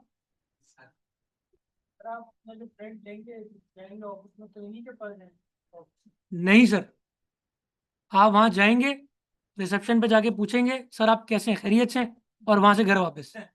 सर इसीलिए तो बता रहा हूँ कि आपने किसके पास जाना है, यही आपके यूनिट ऑफिसर हैं। दोबारा रिपीट कर दूं, सर थोड़ी सी जो है ना अटेंशन इस तरफ रख ले, सारे के सारे। अगर आपको ये पता करना है जी मेरा टैक्स ऑफिस कौन सा है और मेरा यूनिट ऑफिसर कौन है बंदा, ठीक है जी, ये प्रोफाइल पे आप जाएंगे यहाँ से, और यहाँ पर लेफ्ट साइड पे लिखा हुआ है जी RTO tax office is RTO 1, जो मैंने भी आपको बताया, आर्ट्स काउंसिल की बैक साइड पे। और वहां पर कौन है जी, ये इनके हैं, आपके नहीं है। आप अपने ID पासवर्ड लॉगिन करके चेक कर लीजिएगा कौन है। ठीक है जी। जी सर MIS पे रिजल्ट एंड मालूमात है, बातों का डिफरेंस किस वजह से होता है? वही डेटा उधर कुछ और बता रहा होता है और सर, MIS वाला थोड़ा ज़्यादा एक्यूरेट होता है। वो जो एसिड वाली जो मालूमात वाला है ना, उसको मैं रेफर कभी भी नहीं करता, लेकिन MIS वाले के अंदर भी ग्लिचेस होते हैं, तो आपने अपने जेन्युइन डॉक्यूमेंटेशन से उस चीज़ को रिकनसाइल करना है। तो आप कभी भी MIS पे भरोसा नहीं रखिएगा। MIS पे जाके कुछ जी सर। वो बेटर रहेगा जी सर, बिल्कुल ऐसा ही है। सर बाद में इंशाल्लाह, अभी मैं अभी आगे चल रहा हूँ, अभी टॉपिक कहीं और निकल जाएगा, समझ रहे? सर वो आपको देखना चाहते हैं, आपसे मिलना चाहते हैं वो कहते हैं हम आपको देखे बगैर नहीं करेंगे, आप आए और आप अपना चेहरा दिखाएं हमें। आप नहीं मैडम, बायोमेट्रिक नहीं होता। अच्छा मैं बता देता हूँ, मैं बता देता हूँ मैडम। आप सर किस, आपका बैकग्राउंड क्या, प्रोफेशनल बैकग्राउंड? वकील है और आप भी सवाल कर रहे हैं मुझसे? पाकिस्तान में कोई काम ऑनलाइन होता है? सिस्टम दिया हुआ फेस यहाँ पे काम करने के लिए, लेकिन जाना तो पड़ता है सर। अब आपको पता है क्यों जाना पड़ता है, मोस्ट ऑफ द केसेस क्यों जाना पड़ता है आपको पता ही है। देखिए जी, मैं किसी की नीयत पर शक नहीं कर रहा, मैं आपको सिस्टम की बात बता रहा हूँ। बहुत सारे ऑफिसर्स ऐसे होते हैं, जब आप उनसे बात करेंगे आप बोलेंगे जी वो रहा दरवाजा बाहर जाए। अगर आप उनसे जाते साथ बोलेंगे सर बताएं क्या करना है, आप क्या खाएंगे क्या पिएंगे, ठीक है जी। और बहुत सारे ऑफिसर्स ऐसे होते हैं कि वो आपको एक चक्कर, दो चक्कर, तीन चक्कर लगवाने का आप समझ जाएंगे यार इसको कुछ ना कुछ मसला है, ठीक है जी। और मोस्टली आपका काम, मैं आपको सही चीज ये छोटा, ये मैं आपको टेक्सचर का काम बता रहा हूँ, छोटा सा काम है, इसका ऐसा मसला नहीं है, ठीक है। ये आपका काम ऐसे ही हो जाता है, इसमें कोई ऐसा प्रॉब्लम वाली बात नहीं है जी। बहुत मुश्किल है, हाँ अपना टाइम ले लेंगे ये, आप इसको छोड़ दें एक डेढ़ महीने के लिए, तो ये देख के फिर उसके बाद इसको एक्सेप्टेंस कर देंगे इसकी, दैट्स इट। जी सर।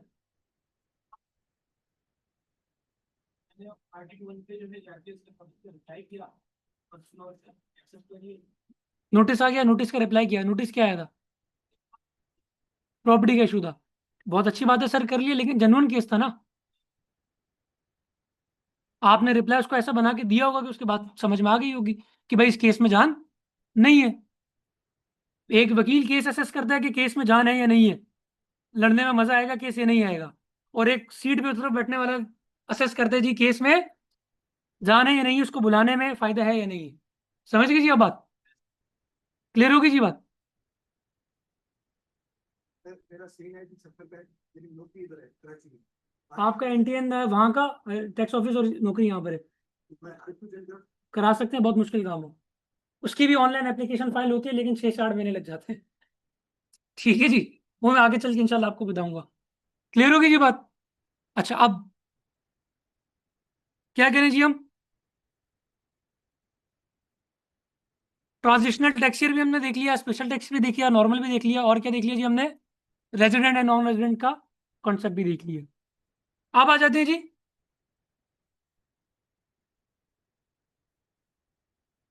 पहले हेड ऑफ इनकम की तरफ, जो कि क्या है जी?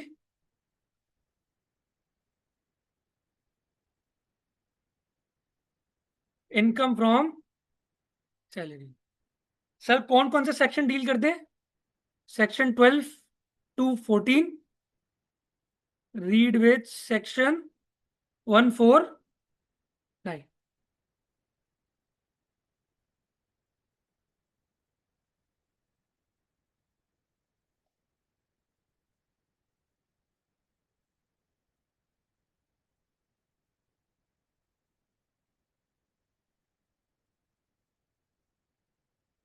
सेक्शन 12 to 14, और साथ साथ उसके कौन सा सेक्शन आपने इसको कंबाइन करना है? 149। क्लियर होगी जी बात? अच्छा जी।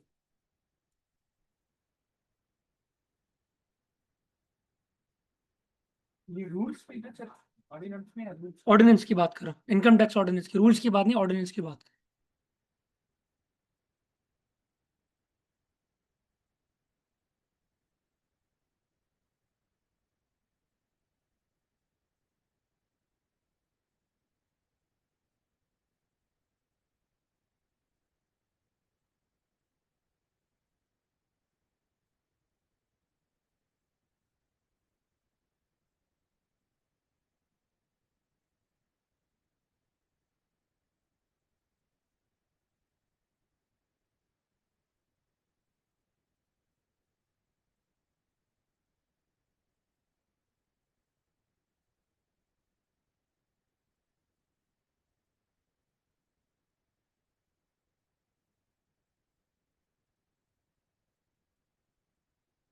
पहले तो मुझे ये बताया सैलरी होती क्या है?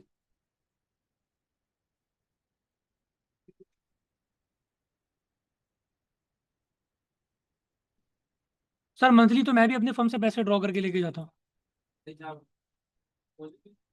सॉरी सॉरी, इनकम साहब आपकी बात समझा नहीं मैं।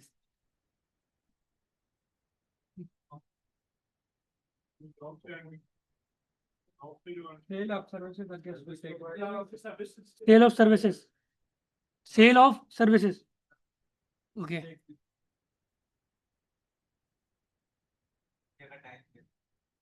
टाइम तो सर हम भी बिजनेस में दे रहे हैं। मंथ के बाद वाह, सबसे बेस्ट आंसर जो दिया है सर, आपका नाम अनस साहब ने दिया है कि जो हमें महीने के बाद जो हमें खुशी मिलती है एक हाथ से और दूसरे हाथ से गायब, उसे हम कहते हैं जी सैलरी। हाँ सर, गम ही है, खुशी तो नहीं है। वो यही हाल है पाकिस्तान में तो, खैर बहरहाल। अच्छा, अब सर ये तो वो लिखी हुई है जो इनकम टैक्स ऑर्डिनेंस बता रहा है, ठीक है। अब करना है क्या जी?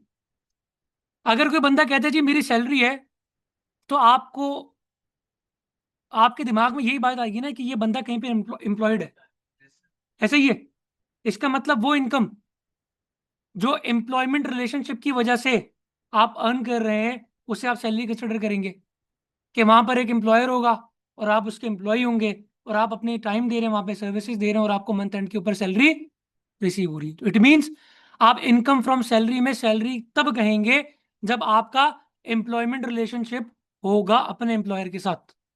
ऐसा नहीं है कि मैं अपनी फर्म से जो पैसे अर्न कर रहा हूं और मैं जाके लिखूं इनकम फ्रॉम सैलरी, ऐसा नहीं है। वो इनकम फ्रॉम बिजनेस में जाएगा जी। इसी तरीके से अगर कोई बंदा, कोई मेडिकल प्रैक्टिशनर है, क्लिनिक चला रहा है जी, हर महीने लेट सपोज वो कहता है जी मैं 1 लाख रुपए लेकर जाता हूँ जी घर, सारे एक्सपेंसेस माइनस करने के बाद, वो इसको सैलरी नहीं कह सकता। सैलरी कब होगी? जब एम्प्लॉयमेंट का रिलेशनशिप होगा, एक एम्प्लॉयर होगा, एक एम्प्लॉय होगा, और एम्प्लॉयर उसको पे कर रहा होगा। अब दूसरी बात क्या होगी जी? कि हमें जो पैसे एम्प्लॉयर हमें पे कर रहा है, हमने बोला यही हमारी सैलरी, हम इसी पे टैक्स पे करेंगे, ऐसा ही है। अब चाहे वो बेसिक सैलरी हो, चाहे वो बोनस हो, चाहे वो अलाउंसेस हो, चाहे कुछ भी हो, आप कहते जी हमारे को ये पैसे बैंक में रिसीव हो गए या कैश हमें मिल गया, हम सिर्फ इसी पे क्या करेंगे? टैक्स पे करेंगे। But income tax ordinance section 12 कहता है ऐसा नहीं है। वो इन 7-8 चीजों को क्या कहता है कि ये सैलरी का पार्ट है। क्या कहते हैं जी? कि ये हमारी सैलरी का पार्ट है।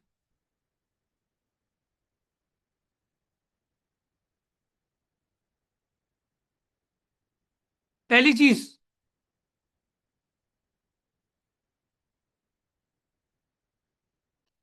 एनी पे वेजेस और अदर रेम्युनरेशन, सिंपली जो आपको आपका एम्प्लॉयर आपको हर महीने पेमेंट कर रहा है। लेट्स से चले मैं कहता हूँ जी यहाँ पे बेसिक सैलरी की बात हो रही है फॉर एग्जाम्पल, लेट्स सपोज आपकी 50,000 रुपीज क्या है जी? Basic salary. पहले पार्ट में कहा जी बेसिक सैलरी आपकी क्या है? टैक्सेबल है, सैलरी का पार्ट है, नंबर 1। नंबर 2 क्या कह रहा है जी? परक्विजिट्स, सर इधर से आ जाए, क्लॉकवाइज आ जाए, एंटी क्लॉकवाइज ना जाए, क्लॉकवाइज। दूसरी बात, परक्विजिट्स, ये क्या होता है? पर्क सुने? पर्क्स का नाम कभी सुना है? पर्क्स, ये मुझे पर्क्स दे रही है कंपनी, सर ये परक्विजिट्स को ही हम पर्क्स कहते हैं।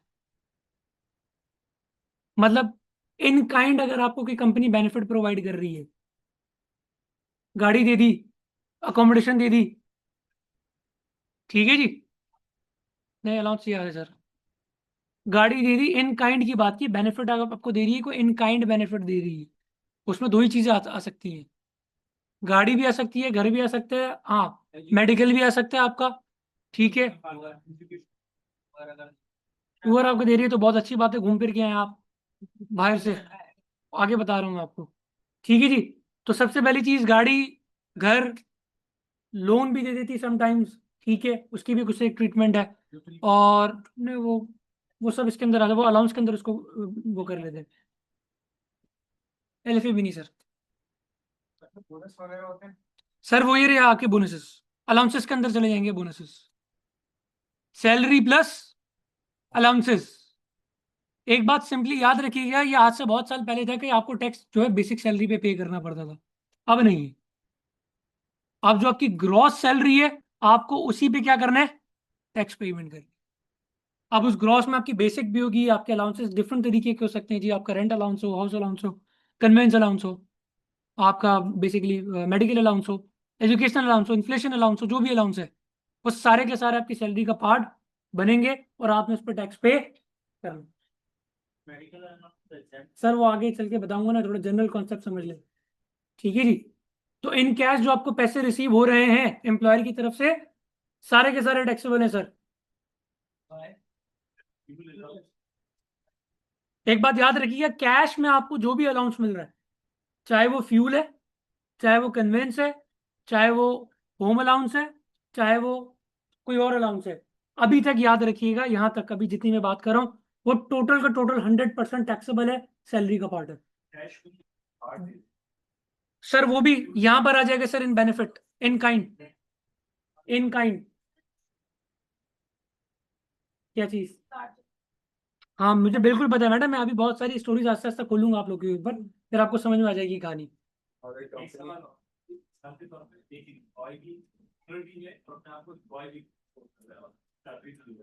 ओनर भी और एम्प्लॉय भी अपने आप को शो कर रहे हैं। सर वो सैलरी नहीं होगी, वो ड्राइंग्स होंगी, वो ड्राइंग्स होंगी सर। अगर कोई सोल प्रोप्राइटर है, खुद ही काम कर रहा है, उस बिजनेस का ओनर है, हर मंथ कुछ पैसे ले जाता है घर उठा के प्रॉफिट में से, सर वो ड्राइंग्स होंगी, सैलरी नहीं होगी। वो जो अपने एम्प्लॉयज को पे कर रहा होगा वो सैलरी होगी। पार्टनरशिप में भी जो पार्टनर्स घर पैसे लेके जा रहे हैं, ड्राइंग्स है सर, वो आपकी प्रॉफिट का पार्ट होते हैं, वो आप एक्सपेंस नहीं कर सकते, वो वापस आपकी इनकम में ऐड बैक होंगे, उस पर आप टैक्स पे करोगे ये रेंट पे। अगर अगर जैसे पार्टनरशिप में एक मैनेजिंग पार्टनर है, वो अपनी सैलरी भी दे रहा है। सर पार्टनर अभी हम आगे पढ़ेंगे इंशाल्लाह, पार्टनर किसी भी किस्म की रेम्यूनरेशन, किसी भी किस्म के पैसे अपने फर्म से लेके जाएगा, वो सारे के सारे क्या होंगे जी, ड्राइंग्स देंगी। वो कोई एक्सपेंस आपको क्लेम नहीं करने देगा कि आप इसका एक्सपेंस ले लें, आप अपने प्रॉफिट में से उसको माइनस नहीं कर सकते, पार्टनर्स के लिए ही। ठीक है जी। अच्छा जी, अलाउंसेस की भी बात क्लियर हो गई।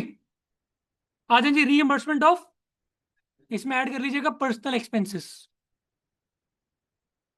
रीइंबर्समेंट ऑफ क्या है जी इसके अंदर। फॉर एग्जांपल एक कंपनी है, कंपनी की पॉलिसी कि हम किसी को भी मेडिकल नहीं देंगे, ये हमने आपको सैलरी पे कर दी, आप जाने आपका काम जाने, आप उस कंपनी के बहुत अच्छे एम्प्लॉय हैं, आपके साथ खुदा ना खास्ता किसी के साथ कोई मेडिकल इमरजेंसी हो गई, और आपने क्या किया जी, आपने अपने ओनर को बोला कि सर मेरे तो ये 2 लाख रुपए लग गए, आप काइंडली मेरी कुछ हेल्प कर दें। उसने कहा जी ठीक है, ये 2 लाख रुपए मैं आपको दे देता हूँ, ये लोन नहीं है, ये मैंने आपको दे दी। आपकी कंपनी में परफॉर्मेंस बहुत अच्छी है, आप काम बिल्कुल ठीक कर रहे हैं, ये 2 लाख रुपए मैंने आपको दे दिए। मुझे बताएं ये क्या उसके मेडिकल एक्सपेंसेस की रिइंबर्समेंट है या नहीं है। उसके पर्सनल एक्सपेंसेस ही थे, हो सकता है वो बीमार हो, उसकी फैमिली में कोई बंदा बीमार हो, ये दे दिया एम्प्लॉयर ने उसको, सर ये भी सैलरी का पार्ट है, ये भी सैलरी का पार्ट है। पूरे साल की सैलरी थी जी 12 लाख रुपीज, एक्स्ट्रा 2 लाख रुपए मिले, 14 लाख रुपीज क्या है जी। अब आपकी ग्रॉस सैलरी कंसिडर होगी और उस पर आप टैक्स पे करेंगे।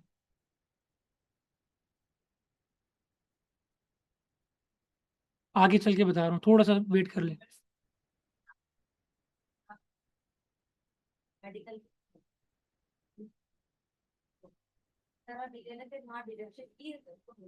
डिडक्शन कहाँ की मैडम, वो तो अपने पैसों से उसने डिडक्शन की है ना, कंपनी के पैसे से थोड़ी की है। वो तो 12 लाख रुपए घर ले गया था, 12 लाख में से 2 लाख उसने लगा दिए, वो तो जाहिर बात है घर पे तो एक्सपेंस आउट करना ही उसने, या तो सेविंग में पड़े होते। मैडम मैं अभी उस बात पर आ ही नहीं रहा हूँ कि मेडिकल कितना परसेंट डिडक्शन, मैं सिर्फ जनरल कॉन्सेप्ट समझाने की कोशिश कर रहा हूँ कि अगर कंपनी की पॉलिसी कि हम आपको मेडिकल देंगे ही नहीं, या चले कुछ और कर ले, कंपनी आपको कहती है कि जी मैं आपको क्या करूंगा जी, किसी भी किस्म का कोई अलाउंस ऐड कर देते, या लेट्स सपोज वो कहते जी फॉर एग्जांपल कंपनी कहती है कि जी हमारी किसी किस्म की कोई पॉलिसी नहीं है कि हम अपने एम्प्लॉय को कोई ट्रैवलिंग अलाउंस दें या टूर का अलाउंस दें कि जी वो जाके ट्रिप करके आए, लेकिन एक एम्प्लॉय ऐसा होता है, वो घर जाता है, सॉरी घर जाता है, घर वालों के साथ प्लान बनाता है कि जी हम जा रहे हैं टूर पे।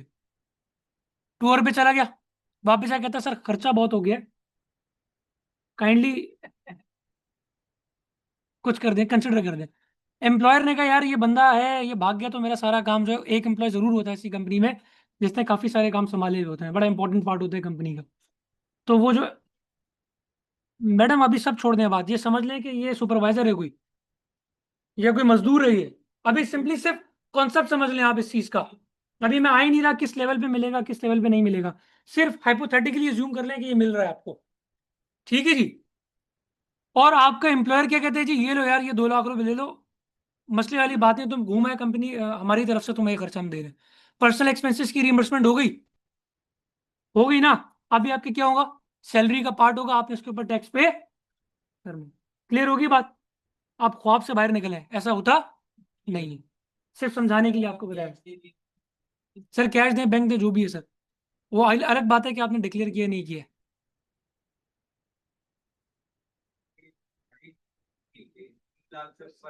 सर जाहिर सी बात है, जब आपका सैलरी में अमाउंट ऐड होगी तो स्लैब तो चेंज होगा, हायर की तरफ ही जाएगा। ठीक है, अभी तो ऐसी ऐसी ज्यादतियां आपको नजर आएंगी कि आपकी आंखों से जो है ना आंसू नहीं रुकेंगे। ठीक है जी। जी हाँ बिल्कुल हो सकता है सर, जैसा कि कौन से अलाउंसेस है सर, फॉर एग्जाम्पल। ठीक है, और अच्छा जी, चलें वो देख लेता हूँ, मैं देख लेता हूँ। अच्छा, अब इसी एग्जाम्पल में अगर मैं कहता हूँ कि फॉर एग्जाम्पल कंपनी ने बोला कि यार लेट सपोज किसी का नाम है जी मुबशिर, ठीक है, कि मुबशिर साहब आप जाएं फॉरेन इस्लामाबाद में, आपकी ज़रूरत है, वहाँ पर कंपनी का ये प्रॉब्लम हो गया है, अभी आप जाएं, आपका जो खर्चा वर्चा आता है आप बिल्स ला के जमा करा दीजिएगा, हम आपको रीइंबर्स कर देंगे। मुबशिर साहब गए, मुबशिर साहब ने क्या किया, इस्लामाबाद गए, वहाँ पे मैटर सॉल्व किया, यहाँ से गए थे प्लेन से, उन्होंने कहा जी अब इन्होंने खर्चा करना है तो मैं एयरलाइन से जाऊँगा, बाय एयर जाऊँगा, तो वो बाय एयर चले गए। वहाँ जाके उन्होंने क्या किया जी, एक अच्छे होटल में स्टे किया, सारे मामला उन्होंने सुलझाए, और उन्होंने बोला, फ़ोन करके अपने एम्प्लॉयर को बोला कि सर मामला थोड़ा सा और ख़राब है, मुझे एक दिन और रुकना पड़ेगा। और रात को उन्होंने रेंटा कार कराई, सुबह पहुंच गए जी मरी। एक दिन पूरा उन्होंने वहां स्टे किया, मजे किया, और वापस आए, कहते हैं जी मैं अब वापस आ रहा हूँ, और सारे बिल्स लाके उन्होंने, मैंने बिल लाके जमा करा दीजिए चार को जी, ये लें जी, क्या करें जी, रीइंबर्समेंट कर दें। और कंपनी ने क्या किया, वो सारे के सारे पैसे उठा के रीइंबर्स कर दिए कि बंदा ये कंपनी के काम से गया था। ठीक है, जो बंदा कंपनी के काम से जाएगा और वहां अगर खर्चा हो जाए और कंपनी उसको रीइंबर्स करे, तो वो पैसे क्या होंगे जी, सैलरी का पार्ट नहीं होंगे, यही बात यहां पर लिखी है। पर्सनल खर्चे में कर दिया और कंपनी ने पर्सनल एक्सपेंसेस को रीइंबर्स कर दिया, टैक्सेबल है। कंपनी के काम से गया था और कंपनी ने रीइंबर्स किया तो टैक्सेबल नहीं है। कैश तो नहीं होगा ना, अकाउंट से जाएगा, जाहिर सी बात है सर, अकाउंट से जाने से रुपये पर तो टैक्स तो देना पड़ेगा। नहीं सर किसने कहा, अब मेरे अकाउंट में कितनी ट्रांजैक्शंस आ रही हैं, फॉर एग्जांपल उसमें सर्विस भी आ रही है, और मैंने लेट सपोज किसी अपने भाई से लेट सपोज 10 लाख रुपए का लोन ले लिया, तो क्या मैं उस पर टैक्स पे करूंगा? मेरा आपसे सवाल ये, या मैंने लेट सपोज फर्म चला रहा हूँ और फर्म में मैंने 50 लाख रुपए का किसी बैंक से लोन ले लिया, क्या मैं टैक्स पे करूंगा जस्ट बिकॉज कि वो मेरे बैंक स्टेटमेंट के अंदर वो चीज नजर आ रही है, वो पैसे नजर आ रहे हैं? नहीं, हर ट्रांजेक्शन की ट्रीटमेंट होती है। ठीक है, अब पैसे आपको बैंक में मिले कैश में मिले वो एग्जाम्प्ट है सर, आपने उसको सैलरी का पार्ट नहीं बनाना। क्लियर है जी बात? अच्छा, अगर ऐसी बात है तो अगर फॉर एग्जांपल मेरे अकाउंट में 1 करोड़ रुपए की ट्रांजैक्शन है जो मैं फिर बाद में आके टैक्स भरता हूँ, वो बोले कि यार और मैंने लोन लिया था या फिर किसी के पैसे आए और गए, तो वो बैंक रिकंसाइल करना होगा। देखें वो ये वाला जो मसला है ना, किसी के पैसे लिए और आगे दे दिए, खतरनाक मसला है, ये ना कीजिए। बैंक से लोन ले लिया, ठीक है, आपके पास डॉक्यूमेंट होगा यार, सारी चीजें होंगी, हाँ जाहिर बात है, ऐसे तो नहीं देगा बैंक आपको लोन। कोई बात नहीं सर, आपने मुझसे लोन लिया, मैं अपने रिटर्न में शो करूंगा, आप अपने रिटर्न में शो करेंगे कि मैंने ये पे करना है, मैं शो करूंगा जी ये मैंने इनसे पेमेंट लेनी है।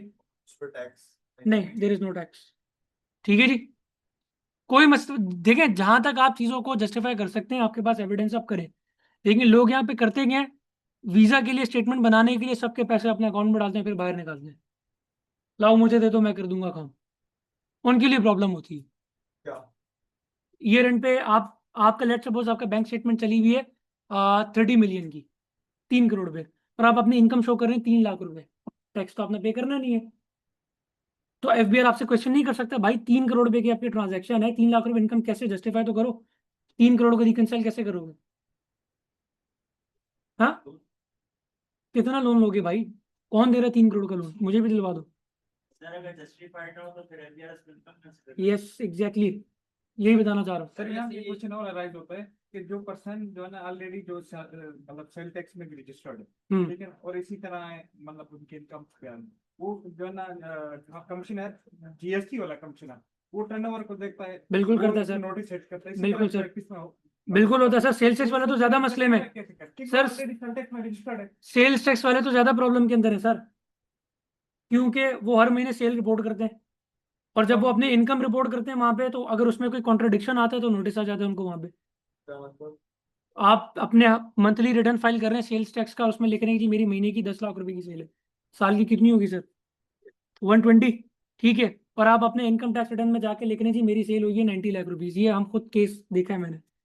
तो वहां पे सीधा सीधा सिंपल नोटिस आता है कि आपकी तो सेल है 1 करोड़ 20 लाख की, as per the sales tax return जो आप मंथली फाइल करें, और आपने यहाँ पे 90 लाख की कैसे शो कर दी? एक तो ये बहुत बड़ा प्रॉब्लम होता है, दूसरा ये कि कैसे करें सर, इसकी पूरी ट्रेल देखिए। जाहिर बात है सर, मनी ट्रेल देनी है, इसी पे तो मसला है। 2014 से क्या मसला चल रहा है, मनी ट्रेल दो हुकूमत के साथ, यही है ना, मनी ट्रेल का है। तो यहाँ पर भी हमें मनी ट्रेल ही देनी है सर। पैसा आया कहाँ से, सोर्स क्या है उसका, ये आपने जस्टिफाई करना है।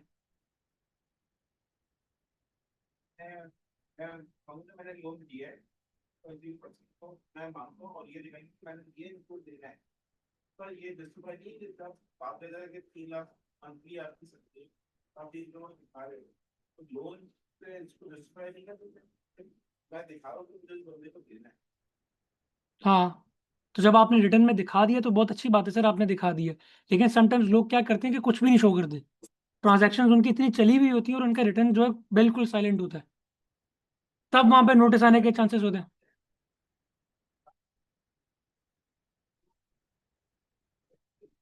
वो आप ट्रांजेक्शन सारी आ गई, वो चेक कर सकते हैं सर, एग्जैक्टली यही बात है। देखिए जी, मैं यहाँ पे एक चीज क्लियर कर दूं, ये जितनी भी बातें हम पढ़ रहे हैं या देख रहे हैं, या ये जितनी भी नॉलेज हम यहाँ पे अभी गेन कर रहे हैं, सबसे बड़ा मसला ये है कि काम उसके बरक्स हो रहा है। सबसे बड़ा मसला ये है कि मेजोरिटी अवाम काम उसके बरक्स कर रही है। कैसे कर रही है, मैं वन बाय वन सारी चीजों में आपको बताऊंगा। तो आप क्या कीजिएगा, पहले मेरी बात सुन लीजिएगा कंप्लीट, फिर जब मैं उसको आपको प्रैक्टिकल एस्पेक्ट बताऊंगा कि चल क्या रहा है, फिर आपको सारी सिचुएशन क्लियर हो जाएगी कि हो क्या रहा है। ठीक है जी, आगे चलूं? जैसे आपने अभी वीजे की बात करी थी, जैसे आजकल कुछ लोग हैं जो इन्वेस्ट करते हैं, जैसे मैं बाहर जा रहा हूँ, मैंने किसी से बोला मेरे पास ब्लॉक अमाउंट नहीं है, तो उसने मेरे अकाउंट में 6 महीने के लिए 60 लाख रुपए डाल दिए, जी, ठीक है। अब उसकी बैंक वाले से भी सेटिंग हुई हुई है मैनेजर से, अब वो बोल रहा है कि क्या नाम है, अब बैंक वाला मुझसे ये नहीं पूछ रहा कि मेरे पास एकदम से 60 लाख रुपए कहाँ से आए। सवाल मेरा ये कि मैंने बंदे का केस देखा है, उसके साथ अब बैंक वाला भी मिला हुआ है, वो बोल इसने इन्वेस्ट करा है ना पैसा, तो वो भी बैंक वाले से मिला हुआ है, वो बोल रहा है कि ये निकालने से पहले ना मुझे बता देगा, बैंक वाला इसको बता देगा कि जैसे 6 महीने हो जाएंगे उसकी स्टेटमेंट जो रेडी हो जाएगी बाहर जाने के लिए। तो मेरा सवाल ये कि मैं तो कुछ कर नहीं रहा, मेरे पास जो एकदम से 60 लाख रुपए है बैंक अकाउंट में 6 महीने के लिए, तो मुझसे एफबीआर सवाल नहीं करेगा? तब तक तो आप फ्लाई करके बाहर निकल जाओगे जब तक वो सवाल करेगा। सर बैंक वाले नहीं पकड़ेगा? जी, बैंक वाले तो बैंक वाला पकड़ने की अथॉरिटी नहीं है। बैंक के पास सिर्फ एक अथॉरिटी है कि 10 लाख से ऊपर की ट्रांजैक्शन पर मंथ किसी के अकाउंट में आएगी तो वो एक एसटीआर फाइल करता है स्टेट बैंक के साथ, दैट्स इट। आगे स्टेट बैंक जाना है, एफबीआर जाना है, दोनों को इन्फॉर्मेशन चली जाती है, उसका काम है रिपोर्ट करना। हाँ, अगर कोई सस्पिशियस ट्रांजैक्शन हो तो वो आपको कॉल करके पूछ लेते हैं कि भाई ये क्या मसला, कहाँ से आ रही है पेमेंट। सर इस तरह ठीक है। वाले भी दे रहे हैं, अमाउंट रिलीज कराते हैं। और जो है ना वो कहते हैं कितना हम इतना सीख लिया करो, तो इस तरह भी जो है ना काफी सर कल चल रहा है काम, सर मैं आपको बताऊं, काम चल रहा है, लेकिन मैं आपको एक तरीकेकार बता रहा हूँ कि बैंक वाले के पास अथॉरिटी नहीं है वो आपको बोले कि भाई हाँ पैसा कहाँ से ब्लॉक करो, उसका पैसा नहीं। वो क्या करते हैं कि एसटीआर फाइल कर देते हैं स्टेट बैंक और एफबीआर के साथ, एफबीआर जाने वो जाने उनका काम जाने, और एफबीआर अगर उनको कहते हैं कि जी इनके अकाउंट में डेबिट लॉक कर दो तो वो कर देते हैं। ये जो इसके ऊपर टैक्स है, नहीं यार वो तो देखना ना ट्रीटमेंट क्या करेगा बंदा, देखा ही जाएगा कि ये ट्रीटमेंट क्या हो रही है, ये देखा जाएगा। ठीक है, वो डिफरेंट सर्कमस्टांसेस है सर सबके लिए। ठीक है जी। अच्छा जी, profits in lieu of salary, profits in addition to salary क्या यहाँ पर बात की जा रही है। फॉर एग्जांपल एक बंदा है जी, क्या है, एक रीजनल सेल्स हेड है, उसे कहा गया कि जी आपकी पर मंथ जो सैलरी थी 5 लाख रुपए है फॉर एग्जाम्पल। ठीक है, और अगर आपने इतने लाख रुपए की, इतने करोड़ की अगर आपने सेल्स हेड कर ली तो हम आपको क्या करेंगे, 10% एक उसका कमीशन या प्रॉफिट भी देंगे। तो जो सैलरी उसको मिली वो तो ऑलरेडी टैक्सेबल है, लेकिन उसको एम्प्लॉयर की तरफ से अगर इस हेड में कोई अगर प्रॉफिट रिसीव हुआ तो क्या होगा जी, वो भी सैलरी का पार्ट बनेगा और उस पर वो टैक्स पे करेगी। क्लियर होगी जी बात। अच्छा अब एम्प्लॉय शेयर स्कीम, ये क्या होती है?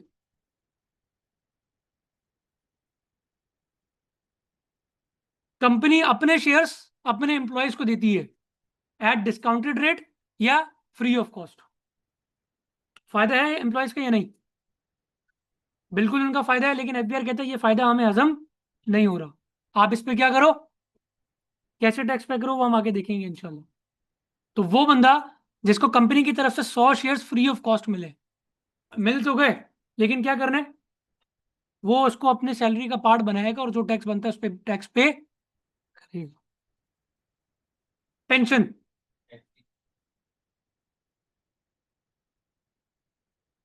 पेंशन नॉर्मली तो 2025 तक, 2025 के टैक्स ईयर तक नॉर्मली पेंशन जिस बंदे की एज 60+ है या 60 है, एग्जाम्प्ट है, चाहे कितनी भी हो, चाहे कितनी भी हो, चाहे कितने एम्प्लॉयर से क्यों ना आ रही हो, 2 जगह से आ रही है, 3 जगह से आ रही है, 4 जगह से आ रही है, सारी की सारी क्या है, अगर वो बंदा कौन है, सीनियर सिटीजन है। कुछ कंडीशंस ऐसी हैं जिसमें पेंशन आपकी सैलरी कंसिडर की जाती है, वो आगे हम चल के देखेंगे, तभी मैंने इसको सैलरी का पार्ट बनाया। अदरवाइज पेंशन जो है वो genuinely income from other sources का पार्ट है। पेंशन हमारा जो फोर्थ हेड ऑफ इनकम है, इनकम फ्रॉम अदर सोर्सेस, उसका पार्ट है, लेकिन कुछ कंडीशंस के अंदर पेंशन क्या होती है, सैलरी ट्रीट होती है, उसके ऊपर सैलरी के रेट अप्लाई हो जाते हैं, दैट इज वाइज कम यहाँ रखा है। सीनियर सिटीजन का फाइल करना एक एज ब्रैकेट है या नहीं है? नहीं सर, अब सबने करना है, पहले इनके लिए टैक्स क्रेडिट था 60+ वालों के लिए, 60 वालों के लिए पहले तो अब खत्म कर दिया, 50% अब उन्होंने खत्म कर दिया। नहीं मतलब फाइलिंग करना है। फाइलिंग सबने करनी है सर। क्लियर है जी बात यहां तक, किस किस को क्लियर नहीं है? जी सर पूछे। तारीख भी नहीं है। फिर यार ये पब्लिक है कि तब ट्रांजैक्शन वो कंसीडर नहीं होगी, तब ऑडिट नहीं कर सकता या सुप्रीम कोर्ट की जजमेंट है सर, सुप्रीम कोर्ट की जजमेंट है। बेसिकली अभी जो बात हो रही थी वो ये बात हो रही थी कि क्या करना है जी आपने, कि अगर एफबीआर किसी को नोटिस देता है कि आप ये ट्रांजैक्शन से क्रेडिट हिस्ट्री बन रही है, आपकी क्रेडिट टर्नओवर, ये बैंक में पैसे आए, अगर वो बंदा जस्टिफाई ना कर सके तो क्या होगा जी, वो सारी की सारी इनकम कंसिडर कर लेते थे और उस पर टैक्सेबल है। सुप्रीम कोर्ट की जजमेंट इस पे ये आई कि एफबीआर को इस पे क्या करना पड़ेगा, काम करना पड़ेगा, क्योंकि ये जितनी भी क्रेडिट ट्रांजैक्शन हो रही है इसको हम ये कंसिडर नहीं कर सकते कि ये सारी की सारी इसकी सेल है या रेवेन्यू है। ये सुप्रीम कोर्ट का जजमेंट है। ठीक है जी। अब होगा क्या इसका इम्पैक्ट, इसका इम्पैक्ट क्या होगा, जब आप उसको बैंक रिकंसिलिएशन ही प्रोवाइड नहीं कर सकेंगे, कमिश्नर तो ये बोलेगा ना भाई ठीक है हम मान ले तो बात आपकी इनकम नहीं है, लाए रिकंसिलिएशन ले प्लीज, ऐसे ही है। जब आप रिकंसिलिएशन ही प्रोवाइड नहीं कर सकेंगे तो अल्टीमेटली क्या होगा, एग्जैक्टली सर ये क्रेडिट ट्रांजैक्शन ये कहाँ से आई है, सोर्स क्या है, क्यों आई है, एग्जैक्टली सर ऐसा ही है। उस पर मैं बड़ी लंबी वैसे आगे बताऊंगा वेल्थ स्टेटमेंट में। शॉर्ट सर अगर बीसी अगर खुल गई है तो क्या करें? अय्याशी करें? और क्या करेंगे? बता यार देखें, ये मैं इस पे भी लंबी बात तो नहीं कर सकता, सिर्फ रिसीवेबल और पेएबल का चक्कर है, दैट्स इट। अगर बीसी आपकी ज्यादा खुल गई है और क्लोजिंग ईयर से पहले आपके पास पैसे ज्यादा आ रहे हैं तो आप उसको पेबल में शो कर दीजिएगा, ठीक है। और अगर आपकी क्लोजिंग ईयर के बाद आई है, फॉर एग्जाम्पल आप पैसे जमा करवाते जा रहे हैं, जमा करवाते जा रहे हैं, बीसी नहीं निकली है आपकी, तो आप उसको अपने एसेट में रिसीवेबल का पार्ट बनाएंगे, दैट्स इट। कैसे बनाएंगे आगे देखेंगे इंशाल्लाह। Exactly sir, exactly sir, exactly. Clear होगी जी बात? यहां तक कोई मसला? तो ये 7 जो चीजें मैंने आपको बताई हैं ये सैलरी का पार्ट है। अच्छा, सैलरी देखिए जी, जब भी हम अपना हेड ऑफ इनकम कोई स्टार्ट करेंगे ना, तो हमने क्या करना होगा? हमने ये देखना होगा कि इस इनकम के ऊपर टैक्स किस बेसिस के ऊपर चार्ज किया जा रहा है। इनकम के ऊपर टैक्स किस बेसिस पे चार्ज किया जा रहा है। तो जब भी आप ये देखेंगे, ये ढूंढने की कोशिश करेंगे, तो या तो लिखा होगा रिसीट बेसिस या अक्रूवल बेसिस। अकाउंटिंग बैकग्राउंड से कौन कौन लोग हैं यहाँ पे? पहली क्लास में तो बहुत ज्यादा थे, अभी इतने कम क्यों हो गए? नहीं, कोई सवाल नहीं पूछ रहा भाई। सर, कैश बेसिस अकाउंटिंग और अक्रूवल बेसिस अकाउंटिंग पढ़ी है? पढ़ी होगी। काम कर रहे हैं अकाउंट्स में? नहीं कर रहे काम? अपना काम है तो फिर आप, कोई बंदा फाइनल अकाउंट्स बनाता है? अकाउंटिंग अभी करे सर, किस बेसिस पे बनाते हैं? अक्रूवल पे बना रहे हैं, कैश बेसिस पे बना रहे हैं? चीजें सिर्फ बोल होती है, बाकी कैश बेसिस पे अच्छा, ऐसे कैसे चल रहे हैं आप? तब ज्यादा कैश बेसिस ये सिर्फ सैलरीज को अप्रूव किया जाता है क्लोजिंग एंड नहीं नहीं, वो तो दैट इज समथिंग डिफरेंट। बाकी देखिए जी, अकाउंटिंग के कॉन्सेप्ट है, मेथड्स ऑफ अकाउंटिंग दो तरीके के। एक है कैश बेसिस या रिसीट बेसिस, एक है जी accrual basis. Cash basis receipt basis का मतलब क्या है? वाह सर, कैश बेसिस अकाउंटिंग या रिसीट बेसिस अकाउंटिंग, या इसका मतलब ये है कि आपने एक्सपेंस या इनकम तब रिकॉर्ड करनी है जब कैश इनफ्लो या आउटफ्लो। कैश की मूवमेंट पर आपने क्या करना है? एक्सपेंस या इनकम को रिकॉर्ड करना है। मिसाल के तौर पर सर, मेरे लैपटॉप का काम है, ठीक है। मैंने ये 10 लैपटॉप लिए, इनको सेल आउट कर दिए, और मैं कैश बेसिस अकाउंटिंग को फॉलो करता हूँ, ठीक है। इन्होंने कहा मैं पैसे 10 दिन के बाद दूंगा, लेट सपोज 10 लाख रुपए बनते। आज के दिन मैंने इनको ये दे दिया, मैंने कोई एंट्री रिकॉर्ड नहीं की, कुछ भी नहीं किया। 10 दिन के बाद इन्होंने मुझे लाके पेमेंट की, उस दिन मैंने रिकॉर्ड किया कि मैंने 10 लाख रुपए के लैपटॉप सेल कर दिए और 10 लाख रुपए मुझे कैश रिसीव हो गया। कैश आया तो मैंने काम किया। वो अक्रूवल में करते हैं मैडम।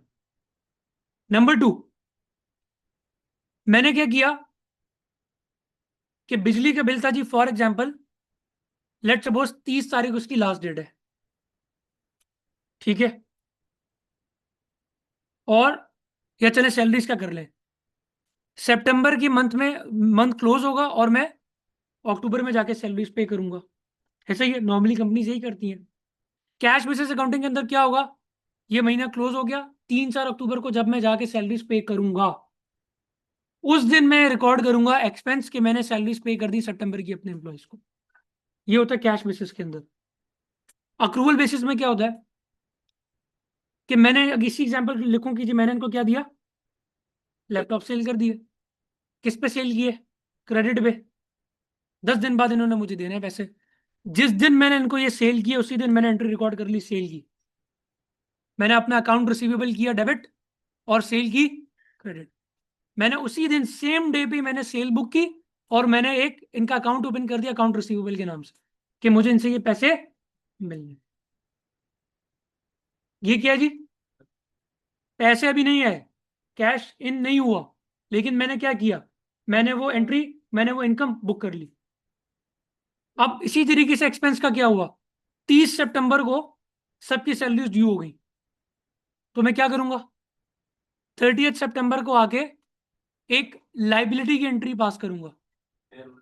ठीक है जी, कि मैंने क्या करना है जी, लाइबिलिटी मेरी, मैंने पेरोल या मैंने सैलरीज लोगों की पे करनी है, और दूसरी तरफ मैं अपना अकाउंट पेबल के एक अकाउंट क्रिएट कर दूंगा कि जी इतनी सैलरीज मैंने इनको पे करी, और जब मैं पे कर दूंगा तो वो अकाउंट मेरा ऑटोमेटिकली, इससे हुआ क्या, अक्रूवल बेसिस के पीछे एक प्रिंसिपल है जिसे हम कहते हैं मैचिंग प्रिंसिपल।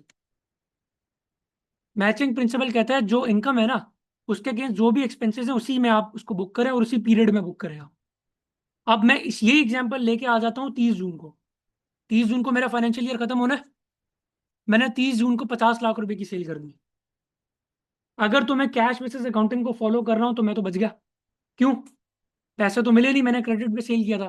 अब तो वो नेक्स्ट फाइनेंशियल ईयर में मुझे मिलेंगे, तो वो income next year financial year की रिपोर्ट होगी, अगले साल टैक्स पे करूंगा। लेकिन अगर अक्रूवल बेसिस अकाउंटिंग फॉलो कर रहा था तो क्या होगा जी, एंट्री कर दी, पैसे रिसीव नहीं हुए, रिसीवेबल का अकाउंट मैंने क्रिएट कर दिया, लेकिन अब क्या होगा, ये मेरी इनकम का पार्ट होगा और मैंने इस पर टैक्स पे करना होगा, रिगार्डलेस ऑफ द फैक्ट कि मुझे अभी पैसे नहीं मिले।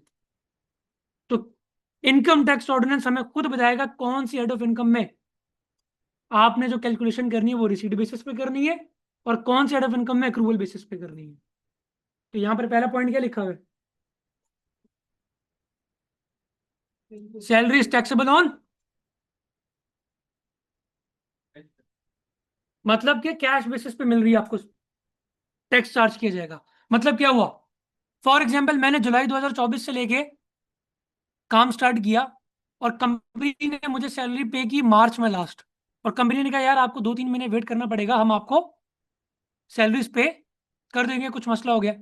तो कंपनी ने जुलाई से लेकर मार्च तक की 9 मंथ्स की सैलरी पे की मुझे, और अप्रैल मई और जून मुझे कोई पेमेंट नहीं की। 30 जून को मैंने क्या किया, फाइनेंशियल ईयर क्लोज हो गया, अब मैं अपना रिटर्न फाइल कर रहा हूँ। रिटर्न फाइल कर रहा हूँ तो उसमें मुझे सैलरी कितनी रिसीव हुई है, जब मैंने देखा बैंक अपना, सर मैं 9 महीने की सैलरी ही रिपोर्ट करूंगा, मैं उससे ज्यादा की रिपोर्ट नहीं करूंगा।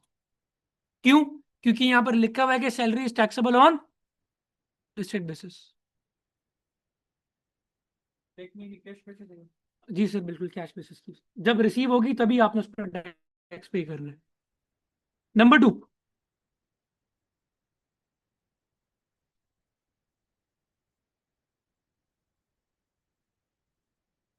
क्या कह रहा है, सैलरी में be taxed on accrual basis in the case of an employee of a private company if the commissioner is of the view that the payment of the salary was deferred. सिर्फ private company के employee को यहां पर क्या किया हुआ है, एक फैसिलिटी दी हुई है कि वो कमिश्नर को एक एप्लीकेशन देके अपनी सैलरी को अक्रूवल बेसिस पे चार्ज करवा सकते हैं। इसी एग्जांपल को ले लेते हैं कि मुझे जुलाई से लेके मार्च तक की सैलरी मिली, अप्रैल का मंथ चला गया, मई का मंथ चला गया, जून में मैंने खबर ये देखी कि इस दफा बजट जो पास हो रहा है उसमें सैलरी पे जो टैक्स है वो डबल कर रहे हैं। क्या करे, डबल करे। उसने बोला मुझे तो 3 महीने की सैलरी मिलेगी ही नहीं, और ये जिस साल मुझे मिलेगी उस साल मुझे 12 महीने की अलग मिलेगी और 3 महीने की अलग मिलेगी, तो मुझे 15 महीने की सैलरी पे टैक्स पे करना पड़ेगा। ऐसा ही है या नहीं है, जब ऐसा ही है तो उसने कहा कि मैं क्यों ना करूं, मैं एक फायदा उठा लेता हूं। प्रोविजन में ये बात लिखी हुई है कि प्राइवेट कंपनी का एम्प्लॉय एप्लीकेशन मूव करके अपनी सैलरी को अक्रूवल बेसिस पे चार्ज करवा सकता है। मैं गया, मैंने एक एप्लीकेशन फाइल की, और उसको मैंने कमिश्नर को कहा कि जी आप क्या करें, मुझे अक्रूवल बेसिस पे इजाजत दे दें कि मैं ये काम कर लूँ।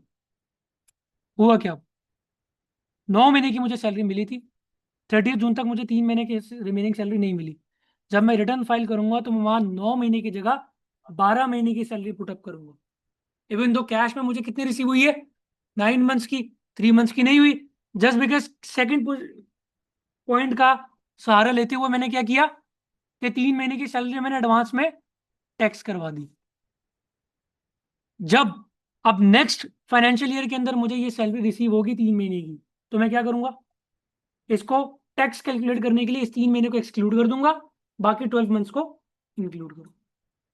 क्लियर हुई बात या नहीं, किस किस को क्लियर नहीं है ईमानदारी से? 1 2 3 4 5, किस किस को क्लियर नहीं है? आपको नहीं है? और कोई पीछे? आप भी हैं सर? अच्छा, क्या समझ नहीं आया? रिसीट बेसिस और अक्रूवल बेसिस समझ आ गया?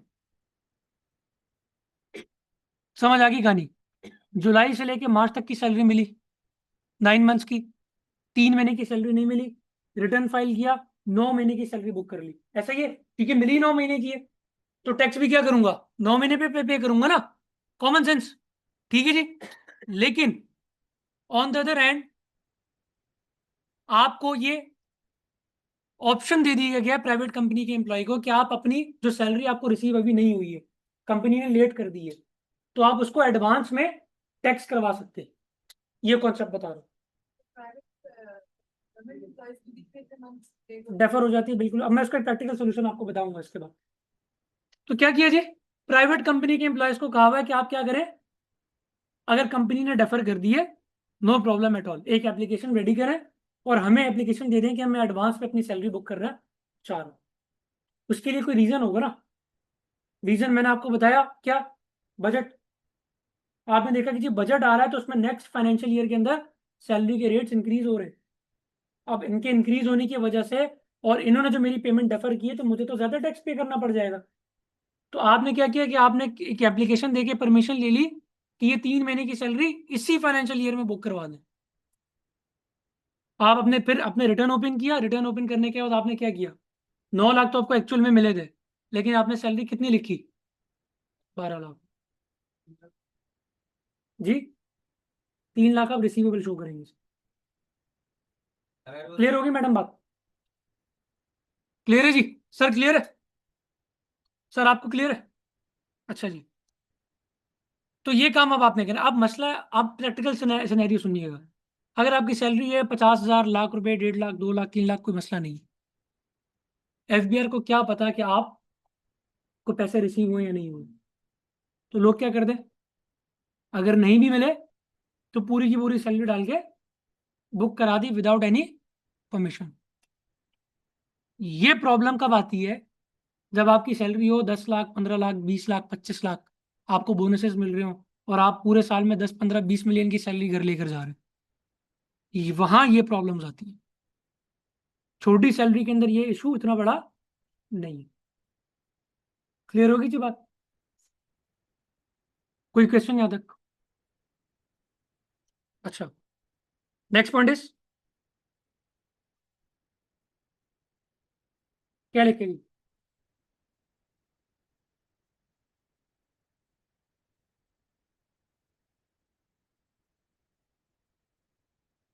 आप मुझे बताएं, फॉर एग्जांपल एक बिजनेस है, बिजनेस ने करी लेट्स सपोज 10 लाख रुपए की सेल। उस सेल में से क्या वो अपने ऑपरेशनल एक्सपेंसेस या डिफरेंट एडमिनिस्ट्रेटिव एक्सपेंसेस माइनस करेगा, नहीं करेगा? उसके बाद जो अमाउंट आएगी वही उसका अकाउंटिंग प्रॉफिट होगा, उसी पे टैक्स पे करेगा। ऐसा ही है, ठीक है, उसी पे टैक्स पे करेगा। इसका मतलब क्या हुआ कि जो लोग बिजनेस इनकम जनरेट कर रहे हैं उनको इनकम टैक्स ऑर्डिनेंस अलाउ कर दिया कि आप अपने एक्सपेंसेस, बिजनेस एक्सपेंसेस माइनस कर सकते हैं। जो अमाउंट रिमेनिंग आएगी आपने उस पर टैक्स पे करना है। लेकिन सैलरी के हेड में इनकम टैक्स ऑर्डिनेंस कहता है कि आपने सैलरी को अर्न करने के लिए जो भी खर्चा किया है वो आप माइनस नहीं कर सकते। सर लास्ट वाला बटन, बिल्कुल लास्ट ऊपर जी। ठीक है जी, कि आपने सैलरी को अर्न करने के लिए जो भी खर्चा किया है वो खर्चा आप अपनी सैलरी में से माइनस। फॉर एग्जाम्पल, जाहिर बात है, आपने जॉब पर पहुंचना है, कंपनी ने आपको कहा हम सिर्फ आपको लाख रुपए देंगे, आप जाना, आपका काम जाना। आप सुबह, जाहिर बात है, गाड़ी से हैं, बाइक से हैं, बस से, ट्रांसपोर्ट आपकी लगेगी तो सही, फेयर आपका जाएगा या पेट्रोल फ्यूल में आपके पैसे जाएंगे।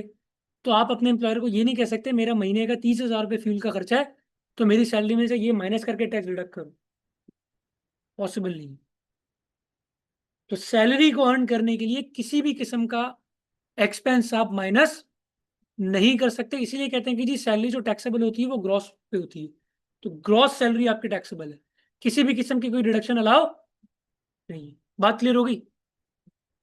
अच्छा, मैंने यहाँ पे आपसे कहा जी salary is taxable on receipt basis, का मतलब ये कि आपको मिल गई है। इनकम टैक्स ऑर्डिनेंस कह रहा है कि इन तीनों कंडीशंस में से कोई एक भी कंडीशन मीट होगी, मैं समझ लूंगा कि आपको सैलरी मिल गई। बात समझ में आई या नहीं? सबसे पहली बात इनकम टैक्स ऑर्डिनेंस ने कही कि salary is taxable on receipt basis, जब आपको मिलेगी तब हम आप उस पर टैक्स चार्ज करेंगे, आपसे टैक्स लेंगे। लेकिन सैलरी रिसीव होने की डेफिनेशन भी उसने खुद बना ली।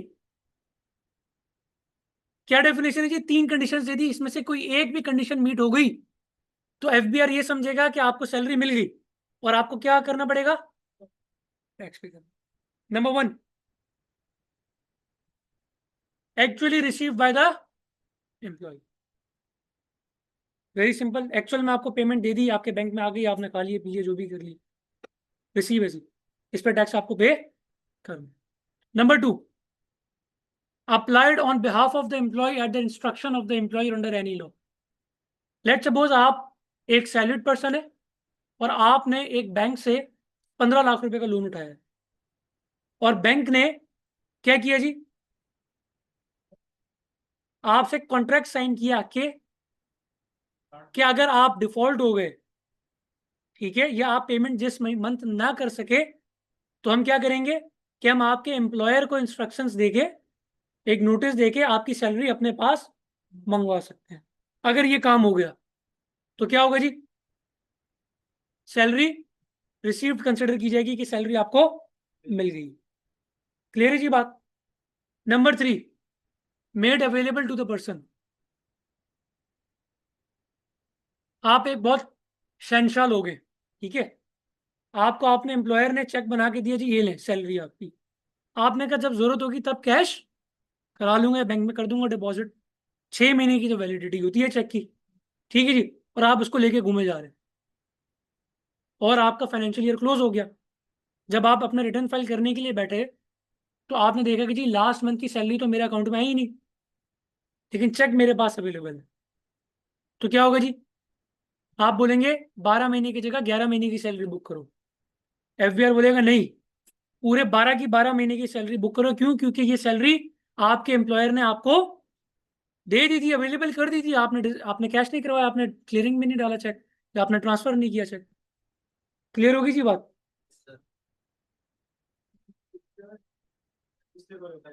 सॉरी जी,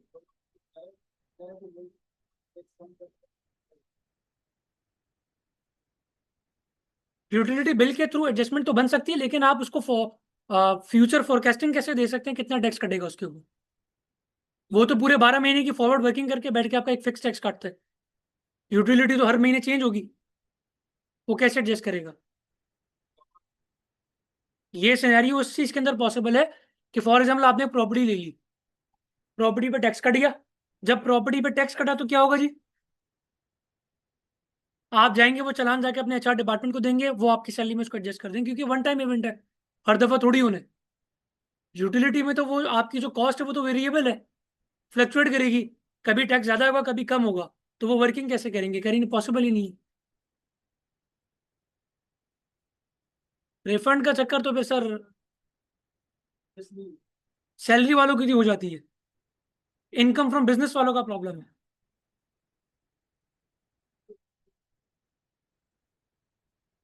आपकी सैलरी सोर्स इनकम सिर्फ सैलरी है और कुछ भी नहीं है, कितना रिफंड है? होना तो चाहिए। अगर होना तो चाहिए, अगर आपका सिर्फ सैलरीड पर्सन पे आप में, तो आपका ये रिटर्न में वो चीज होनी चाहिए। 170 की एप्लीकेशन दे दो, उस पर भी वो आपको अप्रूवल दे देंगी, तब भी आप कर सकते हो, वो मसला नहीं है।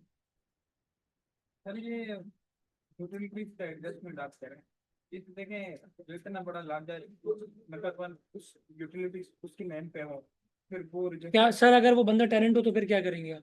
नहीं मतलब एक बात नॉर्मली तो मेरे ख्याल में कहाँ जाना लोग करते हैं सर, करने वाले वाकई करते हैं सर, बिल्कुल हम भी करवाते हैं। लेकिन जो कंज्यूमर है ना, कंज्यूमर तो बिल्कुल उसको अपडेट करना चाहिए। अगर वो ये जस्टिफाई कर सकते हैं कि उसी के घर का बिल है, उसने पेमेंट्स की है, कर सकते हैं। और आज तक मैंने इस पे बिल्कुल रिबटल देखा नहीं एफबीआर की तरफ से। ऐसी कोई बात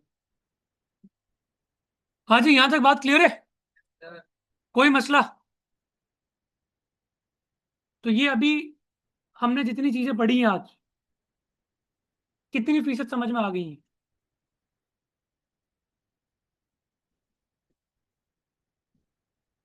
किसी टॉपिक में कोई कंफ्यूजन, कोई मसला? क्लियर हो जाएगी सारी सर चीज? एक क्वेश्चन है जी सर। एक एम्प्लॉय अगर सैलरी ले रहा है अपने करंट एम्प्लॉय से अबव 3 लाख, उसका जो प्रीवियस एम्प्लॉयर था उसने उसको पेमेंट की है अबाउट 8 लाख की, उसके ऊपर उसने तकरीबन 1.1 जो परसेंट है वो टैक्स विदहेल्ड करके जमा करवाया अंडर 149 सैलरी के हेड में। तो क्या वो जी सैलरी में ही ट्रीट होगा? क्या वो सैलरी में ही ट्रीट होगा? क्योंकि जो पर्सन है वो कह रहा है कि ये मेरा प्रोविडेंट फंड प्लस बोनस और मेरी ग्रेजुटी की अमाउंट है। सर, वो प्रोविडेंट फंड, वो ग्रेचुटी, ये जो अमाउंट्स होती है ना, ये इनकी बेसिकली एक डिफरेंट ट्रीटमेंट होती है, वो हम आगे पढ़ेंगे। अगर वो प्रोविडेंट फंड की उसने ट्रीटमेंट सही की है तो फिर क्या करना पड़ेगा उसको?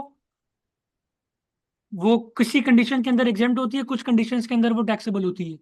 ये काम करना पड़ेगा, वो उसकी एक डिफरेंट, एक एंटायर कैलकुलेशन है, वो आगे चल के हम देखेंगे उन्होंने इंशाल्लाह। उन्होंने बेसिकली एक ही चेक बना के उसके अकाउंट में डिपॉजिट करवा दिया और उसके ऊपर 1.1% टैक्स काट के और एफबीआर में 149 सेक्शन के तहत डिपॉजिट भी कर दिया। कोई मसले वाली बात नहीं सर, अगर कर दिया है तो उसको एडजस्ट कर लिया, अब तो हो गया काम। ठीक हो गया, ठीक हो गया, मैं यही ठीक है जी, और कोई क्वेश्चन? एक तो सैलरी इनकम होगी उस पर, एक तो मतलब इंडिविजुअल पर्सन बिजनेस कर रहा है तो उस बिजनेस का आफ्टर कॉस्ट माइनस करता है कितनी मतलब प्रॉफिट पे फिर उसका भी कुछ स्लैब जिस तरह स्लैब है सर, बिल्कुल है, 6 लाख तक एग्जेम्पशन है, उसके बाद फिर डिफरेंट है। स्लैब है उसका, जी सर, उस हिसाब से वो हाँ, बिजनेस बिल्कुल बिजनेस पे करेगा। ये एक्सक्यूज मी जी, एक सवाल करना था कि डिसेबल पर्सन जो हैं उनको कोई सैलरी के ऊपर कोई टैक्स एग्जेम्पशन है या नहीं? मैडम आपकी आवाज मुझे सही नहीं आ रही। जी, मैंने ये पूछना था कि जो डिसेबल पर्सन है, स्पेशल जी जी जी पर्सन, जी जी उनको जी जी जी। सैलरी के ऊपर कोई टैक्स एग्जेम्पशन है या नहीं?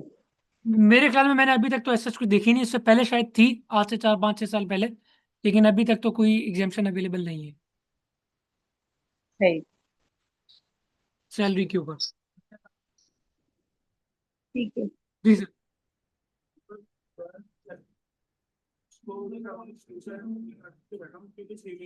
जी जी किस तरह डील कर सैलरी मिल सकती है? मैं तो ना कैश शो कर रहा हूँ सही है। देखिए, ये चीजें जो है ना, ये क्रॉस मैच होती हैं। आप, ये किसी एक सैलरी के साथ तो काम हो नहीं सकता। जाहिर बात है, कोई अगर ह्यूज चंक ऑफ अमाउंट, अगर वो एक बिजनेस शो कर रहा है कि जी मैंने एक्सपेंस कर दिया, सैलरी मेरी हो गई, ठीक है, उसने एक्सपेंस बुक कर दिया, और ऑन द अदर हैंड आप वहां पे लिख रहे हो कि जी मुझे सैलरी मिली नहीं। अगेन वही बात, सर ये छोटी सैलरी का मसला नहीं है। ये सैलरी का मसला तब है जब आपकी सैलरी अच्छी खासी हो, 20 30 40 50 million, sorry 4 5 6 million, 7 million, 8 million, और हैं बिल्कुल ठीक है, तो वो लोगों के लिए ये प्रॉब्लम बनती है। वो कि आप इसको जस्टिफाई कैसे करेंगे?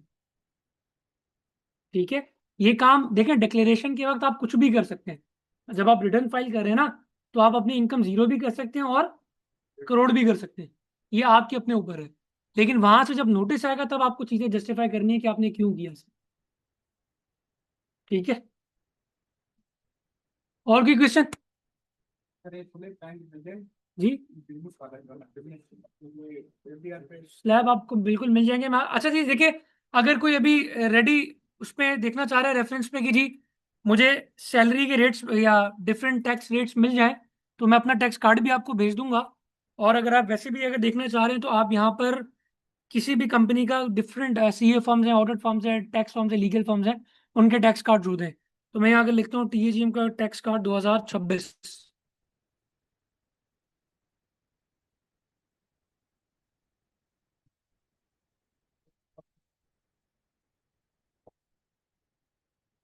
ट्राई करते हैं जी। ये देखें जी, ये पहले तो मैं ड्राइंग बता दूं जिसने ड्राइंग की है ये।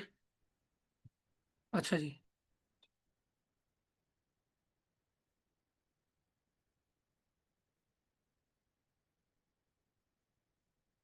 अच्छा जी, ये देखें जी, सैलरीज के ऊपर अल्लाह भला करे आपका 148, और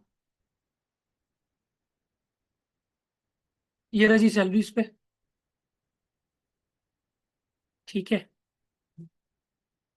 बिजनेस पे मेरे ख्याल पे इन्होंने शायद नहीं दिया हो, और इसको देख लेते हैं। मैं एक काम करता हूँ, मैं आप लोग को ना ग्रुप में अपना जो मेरा टैक्स कार्ड बनाया हुआ है, मैं वो आपको शेयर कर देता हूँ। उसके अंदर वो लिखे हुए हैं, मैं भेज देता हूँ। यहाँ तक कोई क्वेश्चन फर्दर और किसी का नहीं है जी? तो इंशाल्लाह फिर नेक्स्ट वीक आप सबसे मुलाकात होगी सैटरडे को 7 बजे। Thank you sir. सर पहले भी बता चुका हूँ, 5 अक्टूबर के बाद मैं आपको बताऊंगा कि संडे को किस टाइम पर आना। ठीक है जी, होगा सर। हुआ तो एक्सटेंशन अगर नहीं हुआ तो आपने एक्सटेंशन फाइल करनी होगी, तो वो आप सिस्टम के थ्रू कर सकते हैं, मैं आपको बता देता हूँ। वो सर रेट से ईमेल आसानी से भेज सकते हैं या अब हो जाएगी, अब मसला नहीं, हो जाती है अब नंबर भी जी। डेमो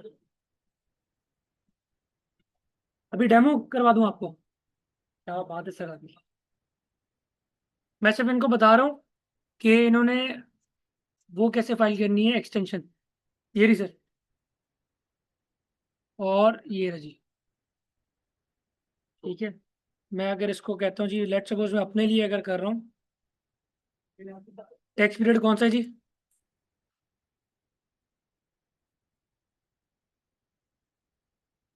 ऑटोमेटिकली लिखा हुआ आ रहा है मैटर,